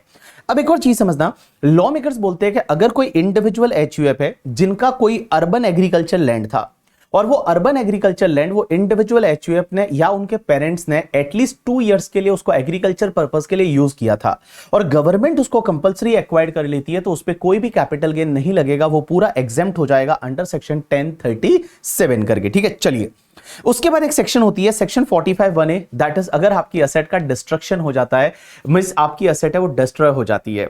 तो लॉ मेकर्स बोलते हैं कि अगर आपकी असेट है वो डिस्ट्रॉय होती है 4 रीजन की वजह से, या तो नेचुरल कैलेमिटी का मतलब होता है अर्थक्वेक वगैरह, फ्लड आ गया, अर्थक्वेक आ गया, रेन आ गया, तो उसकी वजह से, तो या तो नेचुरल कैलेमिटी हो जाती है या फिर यहां पे आपका फायर एक्सप्लोजन हो जाता है या राइट हो जाते हैं, एनिमी अटैक हो जाता है और उसकी वजह से आपकी कोई भी कैपिटल असेट डिस्ट्रॉय हो जाती है। और अगर आपको इंश्योरेंस क्लेम रिसीव्ड होता है तो आपको कैपिटल गेन लगेगा।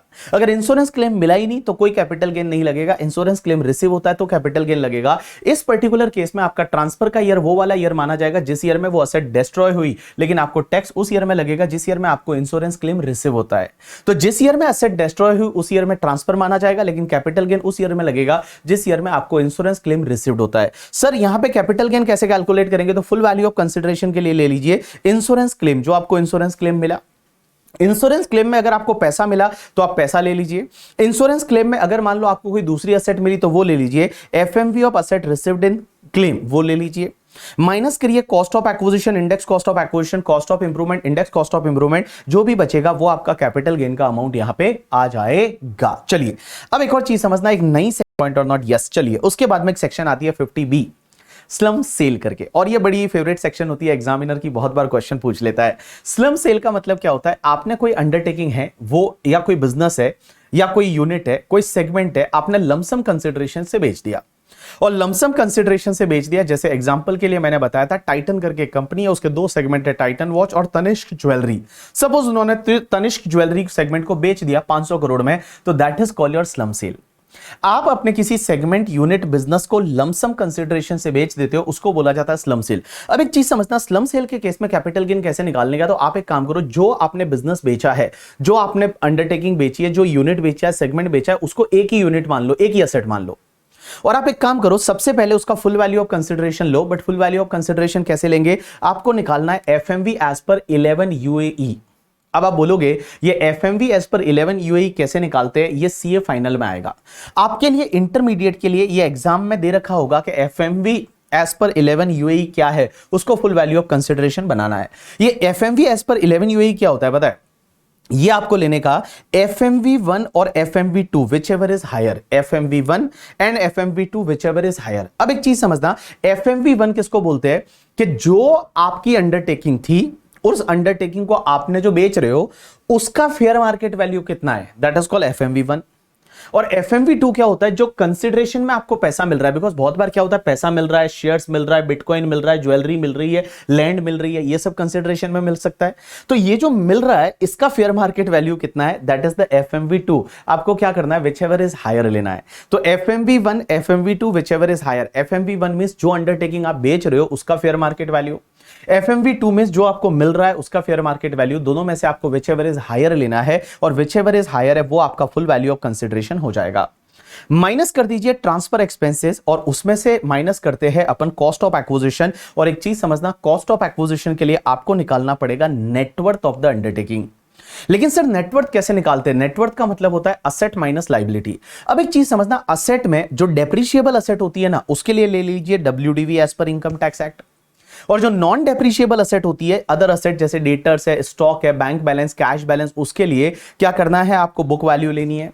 और जितनी भी आपकी लायबिलिटी है उसको आपको बुक वैल्यू पे लेस करना है, तो आपको मिल जाएगा नेटवर्थ। तो नेटवर्थ कैसे निकालना है, कम ऑन इधर देखिए। नेटवर्थ निकालने के लिए सबसे पहले असेट माइनस लायबिलिटी। असेट में डेप्रिशिएबल असेट होती है, उसके लिए ले लीजिए WDV as per income tax rules. Other asset के लिए लीजिए बुक वैल्यू, और माइनस लायबिलिटीज को बुक वैल्यू से आप लेस कर दीजिए, आपको मिल जाएगा नेटवर्थ। एक चीज ध्यान रखना, ये नेटवर्थ कैलकुलेट करते टाइम अगर किसी असेट को आपने रीवैल्यू किया है तो उस रीवैल्यू के इफेक्ट को इग्नोर करना है। इसका मतलब एग्जामिनर ऐसे देगा कि जैसे आपने 5 लाख में कोई लैंड पहले खरीदा था और वो लैंड को आपने रीवैल्यूड 9 लाख पे कर दिया, आपको नेटवर्थ कैलकुलेशन में 5 लाख ही लेना है। मींस वो 9 लाख पे किया है तो वो 4 लाख रीवैल्यूएशन का इफेक्ट है, उसको आपको हटाना पड़ेगा, उसको आपको इग्नोर करना पड़ेगा। एक और चीज समझना, नेटवर्थ कैलकुलेशन में अगर मान लो कोई भी ऐसी एसेट है जो सेल्फ जनरेटेड है आपकी, मींस कोई भी सेल्फ जनरेटेड गुडविल है, तो उसकी वैल्यू आपको नेटवर्थ कैलकुलेशन में नहीं लेना है। एक और चीज समझना, ऐसी कोई एसेट जिस पे आप ऑलरेडी डिडक्शन ले चुके हो अंडर सेक्शन 35AD। 35AD पता है, वो specified business, cold chain facility, hospital, hotel and all, वहां पे 100% कैपिटल असेट पे डिडक्शन मिलता है। तो अगर उस पे ऑलरेडी आप डिडक्शन ले चुके हो तो उसकी वैल्यू आपको क्या लेनी है, निल लेनी है। क्या लेनी है, निल वैल्यू लेनी है। अब एक और चीज समझना, जब भी स्लम सेल होता है ना, तो उसमें क्या होता है, अगर आपका स्टॉक इन ट्रेड बिका तो उसके लिए अलग से PGBP में आपको टैक्स निकालने की जरूरत नहीं है। उसके लिए आपको टैक्स जो है वो यहीं पे निकालना पड़ेगा। मींस जो टैक्स है वो आपका कैपिटल गेन में ही आएगा, अलग से कोई PGBP वगैरह में टैक्स नहीं आएगा। यू गॉट माय पॉइंट और नॉट? यस। अब एक और चीज समझना, अगर मान लो आपका जब नेटवर्थ कैलकुलेशन करते हो और नेटवर्थ नेगेटिव आ जाती है तो निल लेने का, नेगेटिव नेटवर्थ नहीं लेना। एक और चीज समझना, यहां पे जब आप कैपिटल गेन कैलकुलेट करोगे ना, तो नेटवर्थ लेते हो, नेटवर्थ पे इंडेक्सेशन नहीं होगा, नेटवर्थ पे इंडेक्सेशन नहीं होगा करके, ठीक है। इंडेक्सेशन का बेनिफिट आपको यहां पे नहीं मिलेगा। फिर आप मुझे बोलोगे कि सर एक बात बताओ, ये कैपिटल गेन कैसे पता चलेगा, लॉन्ग टर्म है या शॉर्ट टर्म? उसके लिए आपको ये देखना पड़ेगा कि जो सेगमेंट आप बेच रहे हो, जो यूनिट, जो बिजनेस आप बेच रहे हो, उसको चालू किए हुए अगर 3 साल से ज्यादा हो गया है तो ये आपका लॉन्ग टर्म कैपिटल गेन होगा, और अगर 3 साल से ज्यादा नहीं हुआ है तो फिर ये आपका शॉर्ट टर्म कैपिटल गेन हो जाएगा। यू गॉट माय पॉइंट और नॉट? यस। उसके बाद एक सेक्शन होती है 50C, ये तो बड़ी इंटरेस्टिंग सेक्शन है। ये सेक्शन ये बोलती है कि अगर आपकी कोई इमूवेबल प्रॉपर्टी है जो कि कैपिटल असेट है, और उसको अगर आप ट्रांसफर करते हो एंड गाइस उसका स्टैंप ड्यूटी वैल्यू जो है वो सेलिंग प्राइस के 110% से ज्यादा है, stamp duty value selling price के 110% से ज्यादा है, तो जो भी आपका स्टैंप ड्यूटी वैल्यू रहेगा वही आपका फुल वैल्यू ऑफ कंसिडरेशन माना जाएगा। लेकिन अगर आप स्टैंप ड्यूटी वैल्यू से सेटिस्फाइड नहीं हो तो क्या आपका रिक्वेस्ट कर सकते हो एओ से कि हमारा केस वैल्यूएशन ऑफिसर को ट्रांसफर कर दो? Answer is yes. अगर आपने एसडीवी से सेटिस्फाइड नहीं थे, आपने एओ को रिक्वेस्ट किया, एओ ने आपका केस वीओ को ट्रांसफर कर दिया। अब वैल्यूएशन ऑफिसर ने जो वैल्यू निकाली वो अगर आपकी जो एसडीवी थी उससे ज्यादा है, मींस जो आपकी स्टैंप ड्यूटी वैल्यू थी उससे ज्यादा है वीओ की वैल्यू करके, ठीक है, तो वीओ की वैल्यू को इग्नोर करने का। लेकिन वीओ की वैल्यू अगर आपने जो एसडीवी निकाला था उससे कम है करके, मींस आपका जो एसडीवी है उससे कम है वीओ का वैल्यू, तो जो वीओ का वैल्यू रहेगा ना वही आपका फुल वैल्यू ऑफ कंसिडरेशन माना जाएगा। तो देखो वैल्यूएशन ऑफिसर ने वैल्यू बढ़ा दी, मींस एसडीवी से ज्यादा है तो वैल्यूएशन ऑफिसर की वैल्यू को इग्नोर करो, बट वैल्यूएशन ऑफिसर ने जो वैल्यू निकाली वो एसडीवी से कम है तो वैल्यूएशन ऑफिसर का वैल्यू है वही तुम्हारा फुल वैल्यू ऑफ कंसिडरेशन माना जाएगा। अब एक और चीज समझना, सर ये एसडीवी जो लेना है वो कौन सी डेट का लेना है? डेट ऑफ रजिस्ट्रेशन का या डेट ऑफ अग्रीमेंट का। नॉर्मली क्या होता है, एसडीवी आपको लेना पड़ेगा डेट ऑफ रजिस्ट्रेशन का इन द नॉर्मल केस। लेकिन गाइस इसका एक एक्सेप्शन है, अगर date of registration and date of agreement अलग अलग है, date of registration and date of agreement अलग अलग है, date of registration and date of agreement अलग अलग है, तो आप अग्रीमेंट की डेट का एसडीवी ले सकते हैं अगर अग्रीमेंट की डेट या उससे पहले पहले आपको कुछ ना कुछ पैसा मिल गया हो बाय अकाउंट पे चेक, अकाउंट पे डिमांड ड्राफ्ट या any mode of electronic clearing system. लेकिन सर यहां पे any mode of electronic clearing system में क्या क्या आएगा, debit card, credit card, net banking, after that IMPS, NEFT, RTGS, Bhim UPI and QR code है, या आपके नोटिफाइड इलेक्ट्रॉनिक मोड है, या अकाउंट पे चेक से, अकाउंट पे डिमांड ड्राफ्ट से, अग्रीमेंट की डेट या उससे पहले पहले कुछ ना कुछ पैसा मिल गया हो, तो उस पर्टिकुलर केस में आप अग्रीमेंट की डेट का स्टैंप ड्यूटी वैल्यू का बेनिफिट ले सकते हैं। क्रॉस चेक से पैसा मिला है नहीं चलेगा, बियरर चेक से मिला है नहीं चलेगा, कैश में मिला है नहीं चलेगा, सिर्फ इन मोड से पैसा मिला है आपको, तो यहां पे आप जो है वो ले सकते हैं, कोई दिक्कत नहीं है। अब एक और चीज समझना, सेक्शन 50 सीए ये बोलती है कि बहुत बार क्या होता है, अनलिस्टेड शेयर अगर आप बेचते हो और अनलिस्टेड शेयर है उसकी सेलिंग प्राइस से ज्यादा फेयर मार्केट वैल्यू है, मींस फेयर मार्केट वैल्यू से कम पे आप बेच रहे हो, तो उस पर्टिकुलर केस में फेयर मार्केट वैल्यू है वही फुल वैल्यू ऑफ कंसिडरेशन माना जाएगा। जैसे बीबी वर्चुअल्स प्राइवेट लिमिटेड के शेयर है, उसकी फेयर मार्केट वैल्यू 500 है और मैंने उसको 300 में बेच दिया, तो 500 है वो मेरे लिए फुल वैल्यू ऑफ कंसिडरेशन बन जाएगा। सेक्शन 50D क्या बोलती है कि बहुत बार अगर आप कैपिटल असेट ट्रांसफर करते हो और उसका कंसिडरेशन डिटर्मिनेबल ही नहीं है, कंसिडरेशन पता ही नहीं चल रहा है उसका कंसिडरेशन कितना है, तो कंसिडरेशन अगर पता नहीं चल रहा ना, तो जो असेट आपकी जा रही है उसी का fair market value full value of consideration माना जाएगा। जैसे मान लो मैंने ये गोल्ड चेन है वो आपको मैंने बेच दी और आपके घर पे मैं खाना खाऊंगा जिंदगी भर, अब आपके घर पे मैं खाना खाऊंगा लाइफ टाइम के लिए, उसकी वैल्यू आज डिटरमाइन नहीं है, असर्टेनेबल नहीं हो सकती, तो उस पर्टिकुलर केस में क्या होगा, जो मेरी ये गोल्ड चेन है इसी की fair market value full value of consideration मान ली जाएगी। सेक्शन 51 क्या बोलती है कि अगर मान लो आप एडवांस मनी फोरफिट कर देते हो, एडवांस मनी फोरफिट का मतलब होता है कि टोकन मनी है वो आप खा लेते हो, तो अगर आपने टोकन मनी है वो खाया तो उसका क्या होगा, आपको ये देखना है कि एडवांस मनी अगर आपने फोरफिट कर लिया तो आपको ये देखना है कि 1/4/2014 से पहले किया है या उसके बाद में किया है। पहले 1/4/2014 को ऐसे याद रखो, मोदी सरकार का पहला साल करके, ठीक है, तो 1/4/2014 जो है 2014 से आए थे, 1/4/2014 अगर उसके पहले का एडवांस मनी फोरफिट है तो आप क्या करोगे, जब भी उस एसेट को बेच रहे हो ना उस टाइम पे उसकी कॉस्ट ऑफ एक्विजिशन में से लेस करना है, मिस कैपिटल गेन कैलकुलेट करते टाइम आपको क्या करना है, कॉस्ट ऑफ एक्विजिशन में से लेस करना है। तो मैंने क्या बोला, समझने की कोशिश करना, अगर आपने एडवांस मनी फोरफिट किया है वो 1/4/2014 से पहले किया है, तो 1/4/2014 से पहले किया है, तो आपको क्या करना है, जब भी आप कैपिटल गेन कैलकुलेट करोगे, कैपिटल गेन कैलकुलेट करते टाइम आपको उसकी कॉस्ट ऑफ एक्विजिशन में से लेस करना है और उसके बाद में आपको इंडेक्सेशन करना है, मींस पहले आप लेस करिए फिर जो बचता है उस पर आप इंडेक्स करिए। लेकिन अगर 1/4/2014 के बाद वाला है तो 1/4/2014 के बाद वाला एडवांस मनी फोरफिट है वो सीधा अदर सोर्सेज में टैक्सेबल हो जाता है। कहां पे टैक्सेबल हो जाता है, अदर सोर्सेज में, जिस ईयर में आप फोरफिट करते हो उस ईयर में अदर सोर्सेज में टैक्सेबल होगा। अब एक और चीज समझना, 1/4/2014 से पहले वाला एडवांस मनी फोरफिट है वो मैंने क्या बोला आपको कि कॉस्ट में से लेस करना है, लेकिन वो फोरफिचर अगर मान लो करंट ओनर ने किया है ना तो ही करना है। अगर कोई प्रीवियस ओनर ने फोरफिट कर दिया, जैसे मान लो असेट है वो मेरी वाइफ की थी और उसने मुझे अभी गिफ्ट कर दी, अब असेट मेरे पास है, तो मैंने कोई फोरफिट किया है वही लेस होगा, अगर मेरी वाइफ ने कोई फोरफिट कर रखा है वो लेस नहीं होगा। चलिए उसके बाद एक सेक्शन होती है 47 क्या बोलती है, कुछ ट्रांजैक्शन ऐसे होते हैं जो ट्रांसफर नहीं माने जाते, उनके केस में कैपिटल गेन नहीं लगता। ऐसे कौन कौन से ट्रांजैक्शन है, सबसे पहला अगर एचयूएफ का पार्टीशन हो जाए, मींस हिंदू अनडिवाइडेड फैमिली है उसका बंटवारा हो जाता है और असेट है वो मेंबर में बांट दी जाती है, ये ट्रांसफर नहीं है, कैपिटल गेन नहीं लगेगा। दूसरा, अगर आप किसी को कोई असेट है वो गिफ्ट में दे देते हो, विल में दे देते हो, इररिवोकेबल ट्रस्ट में दे देते हो, मींस आपने असेट किसी को गिफ्ट दे दिया तो ये ट्रांसफर नहीं है, इसमें कैपिटल गेन नहीं लगेगा। लेकिन यहां पे एक चीज समझना, इसका एक एक्सेप्शन है कि अगर आपको कोई ईसॉप मिला था और वो ईसॉप वाले शेयर आपने किसी को गिफ्ट कर दिए तो कैपिटल गेन लगेगा, और उसके लिए फुल वैल्यू ऑफ कंसिडरेशन क्या लेंगे, FMV as on date of the gift, जिस दिन आप वो शेयर गिफ्ट कर रहे हो उस दिन की जो फेयर मार्केट वैल्यू है वही फुल वैल्यू ऑफ कंसिडरेशन बनेगा और कैपिटल गेन लगेगा। एक और चीज समझना, अगर मान लो कोई होल्डिंग कंपनी है उसकी 100% सब्सिडरी कंपनी है और वो 100% सब्सिडरी कंपनी इंडियन कंपनी है, उसको अगर वो असेट ट्रांसफर करते हैं कैपिटल गेन नहीं लगेगा। या 100% सब्सिडरी कंपनी है, उसकी कोई होल्डिंग कंपनी है और होल्डिंग कंपनी इंडियन कंपनी है, और अगर उसने होल्डिंग कंपनी को कोई असेट ट्रांसफर की तो उस पर ट्रांसफर नहीं माना जाएगा, कैपिटल गेन नहीं लगेगा। लेकिन सर एक बात बताओ, ये 4 केसेस में आपने बोला कैपिटल गेन नहीं लगेगा, लेकिन सर आगे वाला बंदा, जैसे मान लो मैंने कोई असेट है मेरी वाइफ को गिफ्ट कर दी, वो अगर आगे जाके बेचेगी तो क्या होगा, कॉस्ट किसका लेगी, वो कॉस्ट लेंगे प्रीवियस ओनर का, पीरियड ऑफ होल्डिंग कहां से लेंगे, प्रीवियस ओनर से लेंगे, और अगर इंडेक्सेशन होता है तो इंडेक्सेशन भी कहां से लेंगे, प्रीवियस ओनर से लेंगे, as per the case law of the Manjula J Shah करके। उसके बाद एक चीज समझना, अमलगमेशन के केस में अगर इंडिया में अमलगमेशन टैक्स फ्री है, अमलगमेशन टैक्स फ्री है, जैसे वोडाफोन आइडिया दोनों मर्ज होके और वो वीआई बन गया, तो अगर अमलगमेशन के केस में जो अमलगमेटिंग कंपनी है वो अमलगमेटेड कंपनी को कैपिटल असेट ट्रांसफर करती है, वो ट्रांसफर नहीं माना जाता, उसके केस में कोई भी कैपिटल गेन नहीं लगता। As well as the demerger भी टैक्स फ्री है। डीमर्जर के केस में अगर मान लो जो रिजल्टिंग कंपनी है उसको असेट ट्रांसफर करती है कौन, डीमर्ज कंपनी, तो ये ट्रांसफर नहीं माना जाएगा, कैपिटल गेन नहीं लगेगा। एग्जांपल के लिए आपको पता रहेगा, अभी रिलायंस जो है, रिलायंस ने क्या किया कि जियो फाइनेंशियल सर्विस है उसको अलग करके डीमर्ज करके एक नई कंपनी बना दी थी। उसके बाद में नेक्स्ट पॉइंट पे आता है कुछ कन्वर्जन ऑफ द सिक्योरिटी। सबसे पहला, अगर कोई भी बॉन्ड्स है, डिबेंचर स्टॉक है या डिपॉजिट सर्टिफिकेट है, बॉन्ड्स है, डिबेंचर स्टॉक है या डिपॉजिट सर्टिफिकेट है, वो उसी कंपनी के डिबेंचर या शेयर्स में कन्वर्ट हो जाता है, वो उसी कंपनी के डिबेंचर या शेयर्स में कन्वर्ट हो जाता है, तो ये तुम्हारा ट्रांसफर नहीं माना जाएगा, कैपिटल गेन नहीं लगेगा। लेकिन गाइस एक बात बताइए, जब वो शेयर्स फ्यूचर में बेचोगे तो कैपिटल गेन लगेगा, आंसर इज यस। कॉस्ट किसकी लेंगे, वो पुराने डिबेंचर की। पीरियड ऑफ होल्डिंग कहां से, पुराने डिबेंचर से। इंडेक्सेशन अगर होता है तो कहां से, पुराने डिबेंचर से। यू गॉट माय पॉइंट और नॉट, यस। अब एक और चीज समझना, अगर मान लो कोई भी प्रेफरेंस शेयर है वो इक्विटी शेयर में कन्वर्ट हो जाता है, तो प्रेफरेंस शेयर इक्विटी शेयर में कन्वर्ट हो जाता है, तो कन्वर्जन के टाइम पे कोई कैपिटल गेन नहीं लगेगा।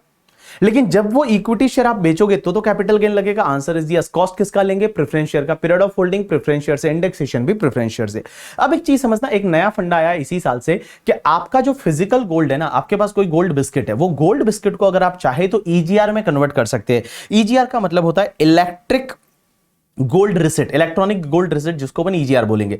अब एक बात समझना, मेरे पास फिजिकल गोल्ड था, मैं वॉल्ट मैनेजर है, उसके बाद जाना पड़ता है, और वो वॉल्ट मैनेजर क्या करता है, उसको ईजीआर में कन्वर्ट कर देता है। तो अगर मान लो फिजिकल गोल्ड को आपने क्या किया, ईजीआर में कन्वर्ट करवा दिया, तो उस टाइम पे कैपिटल गेन नहीं लगेगा। लेकिन जब आप ईजीआर को बेचोगे तो कैपिटल गेन लगेगा, आंसर इज यस। कॉस्ट किसका लेंगे, फिजिकल गोल्ड का। Period of holding physical gold से, इंडेक्सेशन भी फिजिकल गोल्ड से। अब इसका एग्जैक्टली उल्टा एग्जांपल, कि अगर आपका कोई ईजीआर है और ईजीआर को फिजिकल गोल्ड में फिर कन्वर्ट करा सकते हैं, आंसर इज यस। तो ईजीआर को फिजिकल गोल्ड में कन्वर्ट करा दिया तो उस टाइम पे कैपिटल गेन नहीं लगेगा।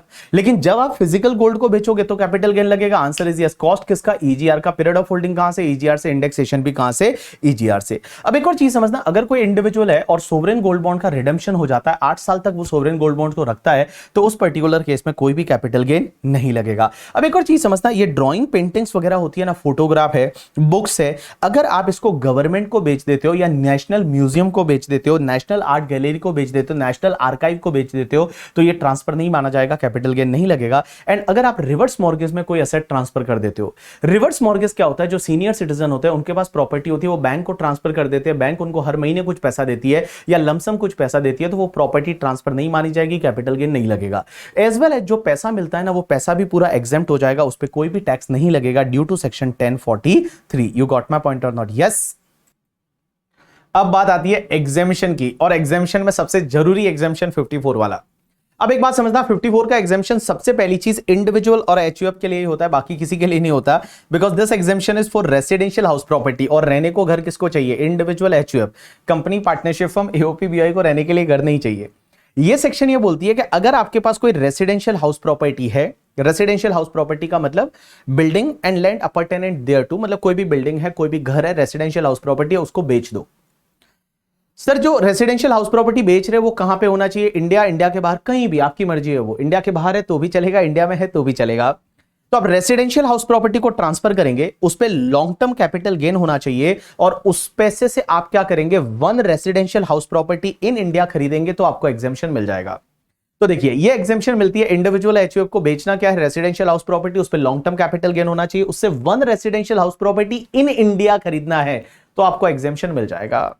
लेकिन गाइस एक अमेंडमेंट हुआ 4-5 साल पहले, उस अमेंडमेंट में यह था कि अगर आप 5 साल पहले अमेंडमेंट हुआ था कि अगर आपका long term capital gain up to 2 crore है तो आप 2 रेसिडेंशियल हाउस प्रॉपर्टी भी खरीद सकते हैं।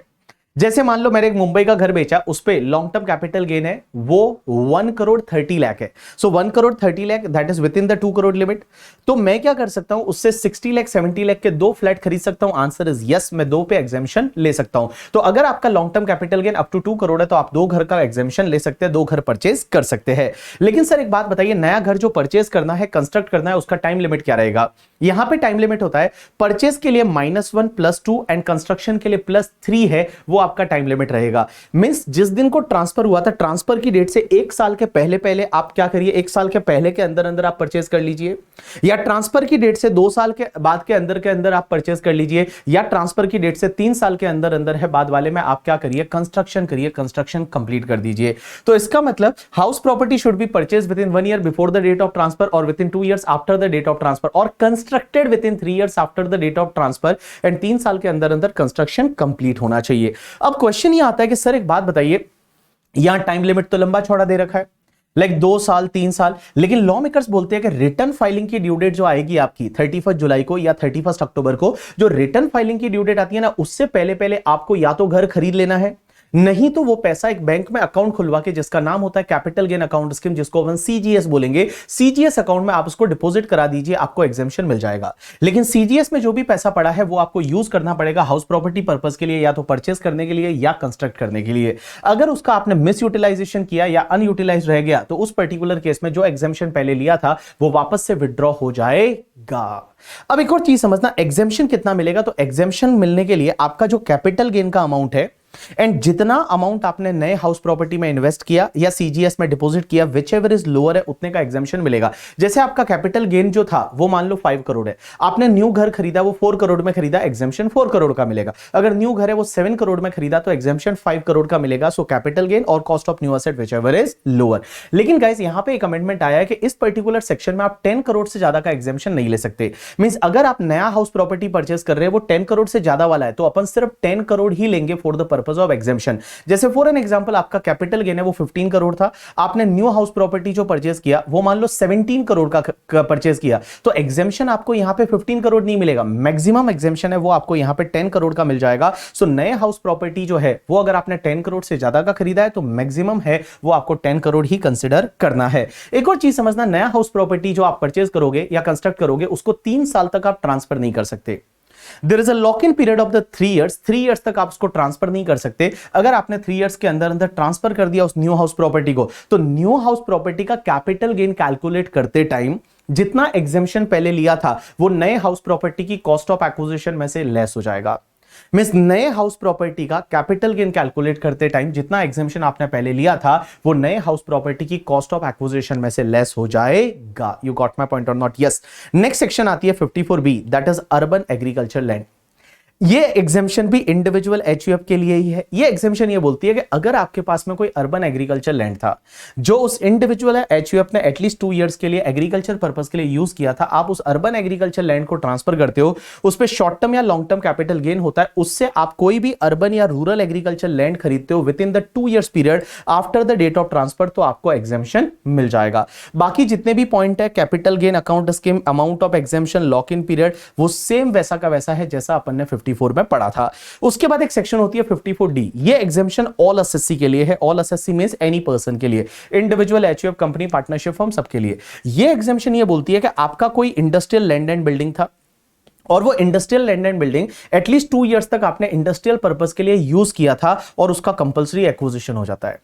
गवर्नमेंट उसका कंपल्सरी एक्विजिशन कर लेती है और कंपल्सरी एक्विजिशन हो जाता है, उस पे शॉर्ट टर्म या लॉन्ग टर्म कोई भी कैपिटल गेन हो जाता है और आप उससे क्या करते हो, कोई दूसरा इंडस्ट्रियल लैंड एंड बिल्डिंग है वो आप परचेस करते हो या कंस्ट्रक्ट करते हो तो आपको एग्जेम्पशन मिल जाएगी। तो क्या हुआ, एनी एसएससी आपका इंडस्ट्रियल लैंड एंड बिल्डिंग था जिसका कंपल्सरी एक्विजिशन हो गया और कंपल्सरी एक्विजिशन हुआ, उसके बाद में आप with in the 2 years period, 2 years यहां पे एक बात समझना, आपको जो क्या बोलते हैं, जो 2 इयर्स पीरियड के लिए उसको इंडस्ट्रियल पर्पस के लिए यूज किया था, वापस से इधर देखो, सबसे पहले एसएससी में एनी पर्सन, आपका इंडस्ट्रियल लैंड एंड बिल्डिंग था जो एटलीस्ट 2 इयर्स के लिए आपने इंडस्ट्रियल पर्पस के लिए यूज किया था, उसका गवर्नमेंट कंपल्सरी एक्वायर्ड कर लेती है। अब आप क्या करते हो, दूसरा industrial land and building purchase या कंस्ट्रक्ट करते हो तो आपको एग्जेम्पशन मिल जाएगी। लेकिन क्वेश्चन ये आता है कि जो नया industrial land and building purchase करना है, कंस्ट्रक्ट करना है, उसका टाइम लिमिट क्या है? गाइज यहां पे टाइम लिमिट रहेगा 3 years from the date of receipt of compensation. Means यहां ट्रांसफर की डेट से नहीं, जिस डेट को आपको रिसिप्ट ऑफ कंपनसेशन होता है उस डेट से 3 इयर्स के अंदर अंदर नया इंडस्ट्रियल लैंड एंड बिल्डिंग है वो आपको परचेज या कंस्ट्रक्ट करना है। बाकी पॉइंट सेम वैसे के वैसे जैसा 54 में हमने पढ़ रखा है। नेक्स्ट एग्जेम्पशन आती है 54EC वाली। ये एग्जेम्पशन ऑल एसएससी के लिए है।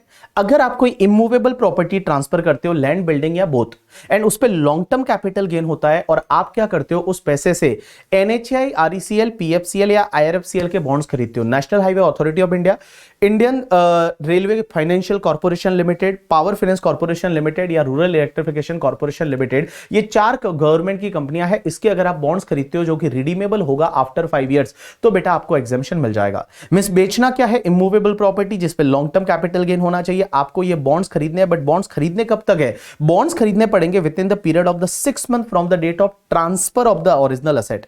मींस जो आपने असेट इमूवेबल प्रॉपर्टी बेचा, ट्रांसफर की डेट से 6 महीने के अंदर अंदर आपको एनएचए, आरईसीएल, पीएफसीएल एंड आईआरएफसीएल के बॉन्ड्स खरीदने पड़ेंगे। अब एक और चीज समझना, यहां पे एग्जेम्पशन कितना मिलेगा? जो आपका कैपिटल गेन का अमाउंट था या जितने के आपने बॉन्ड्स खरीदे, विच एवर इज लोअर। लेकिन एक चीज ध्यान रखना, यहां पे मैक्सिमम एग्जेम्पशन आप 50 लाख का ही ले सकते हैं, 50 लाख से ज्यादा नहीं ले सकते।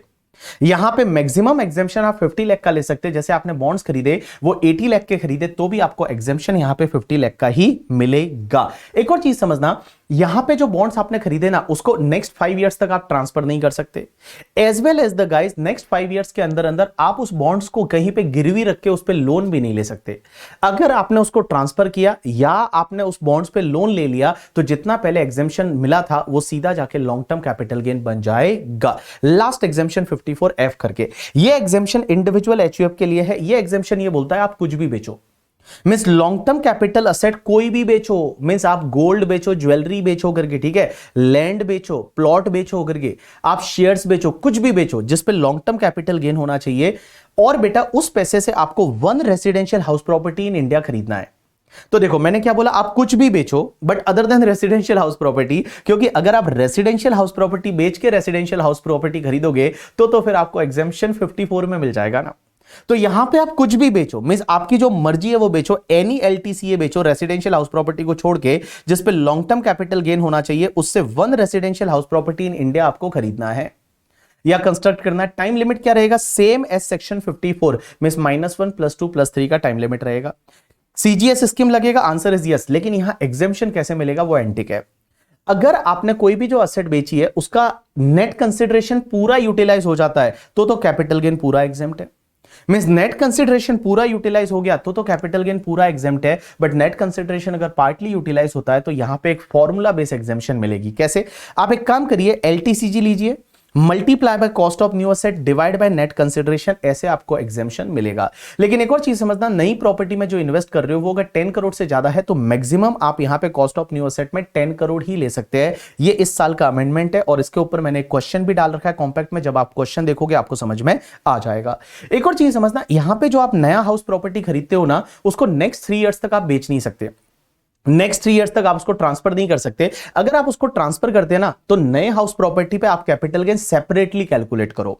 बट पहले जितना एग्जेम्पशन आपने लिया था वो ले जाके सीधा लॉन्ग टर्म कैपिटल गेन बना दो।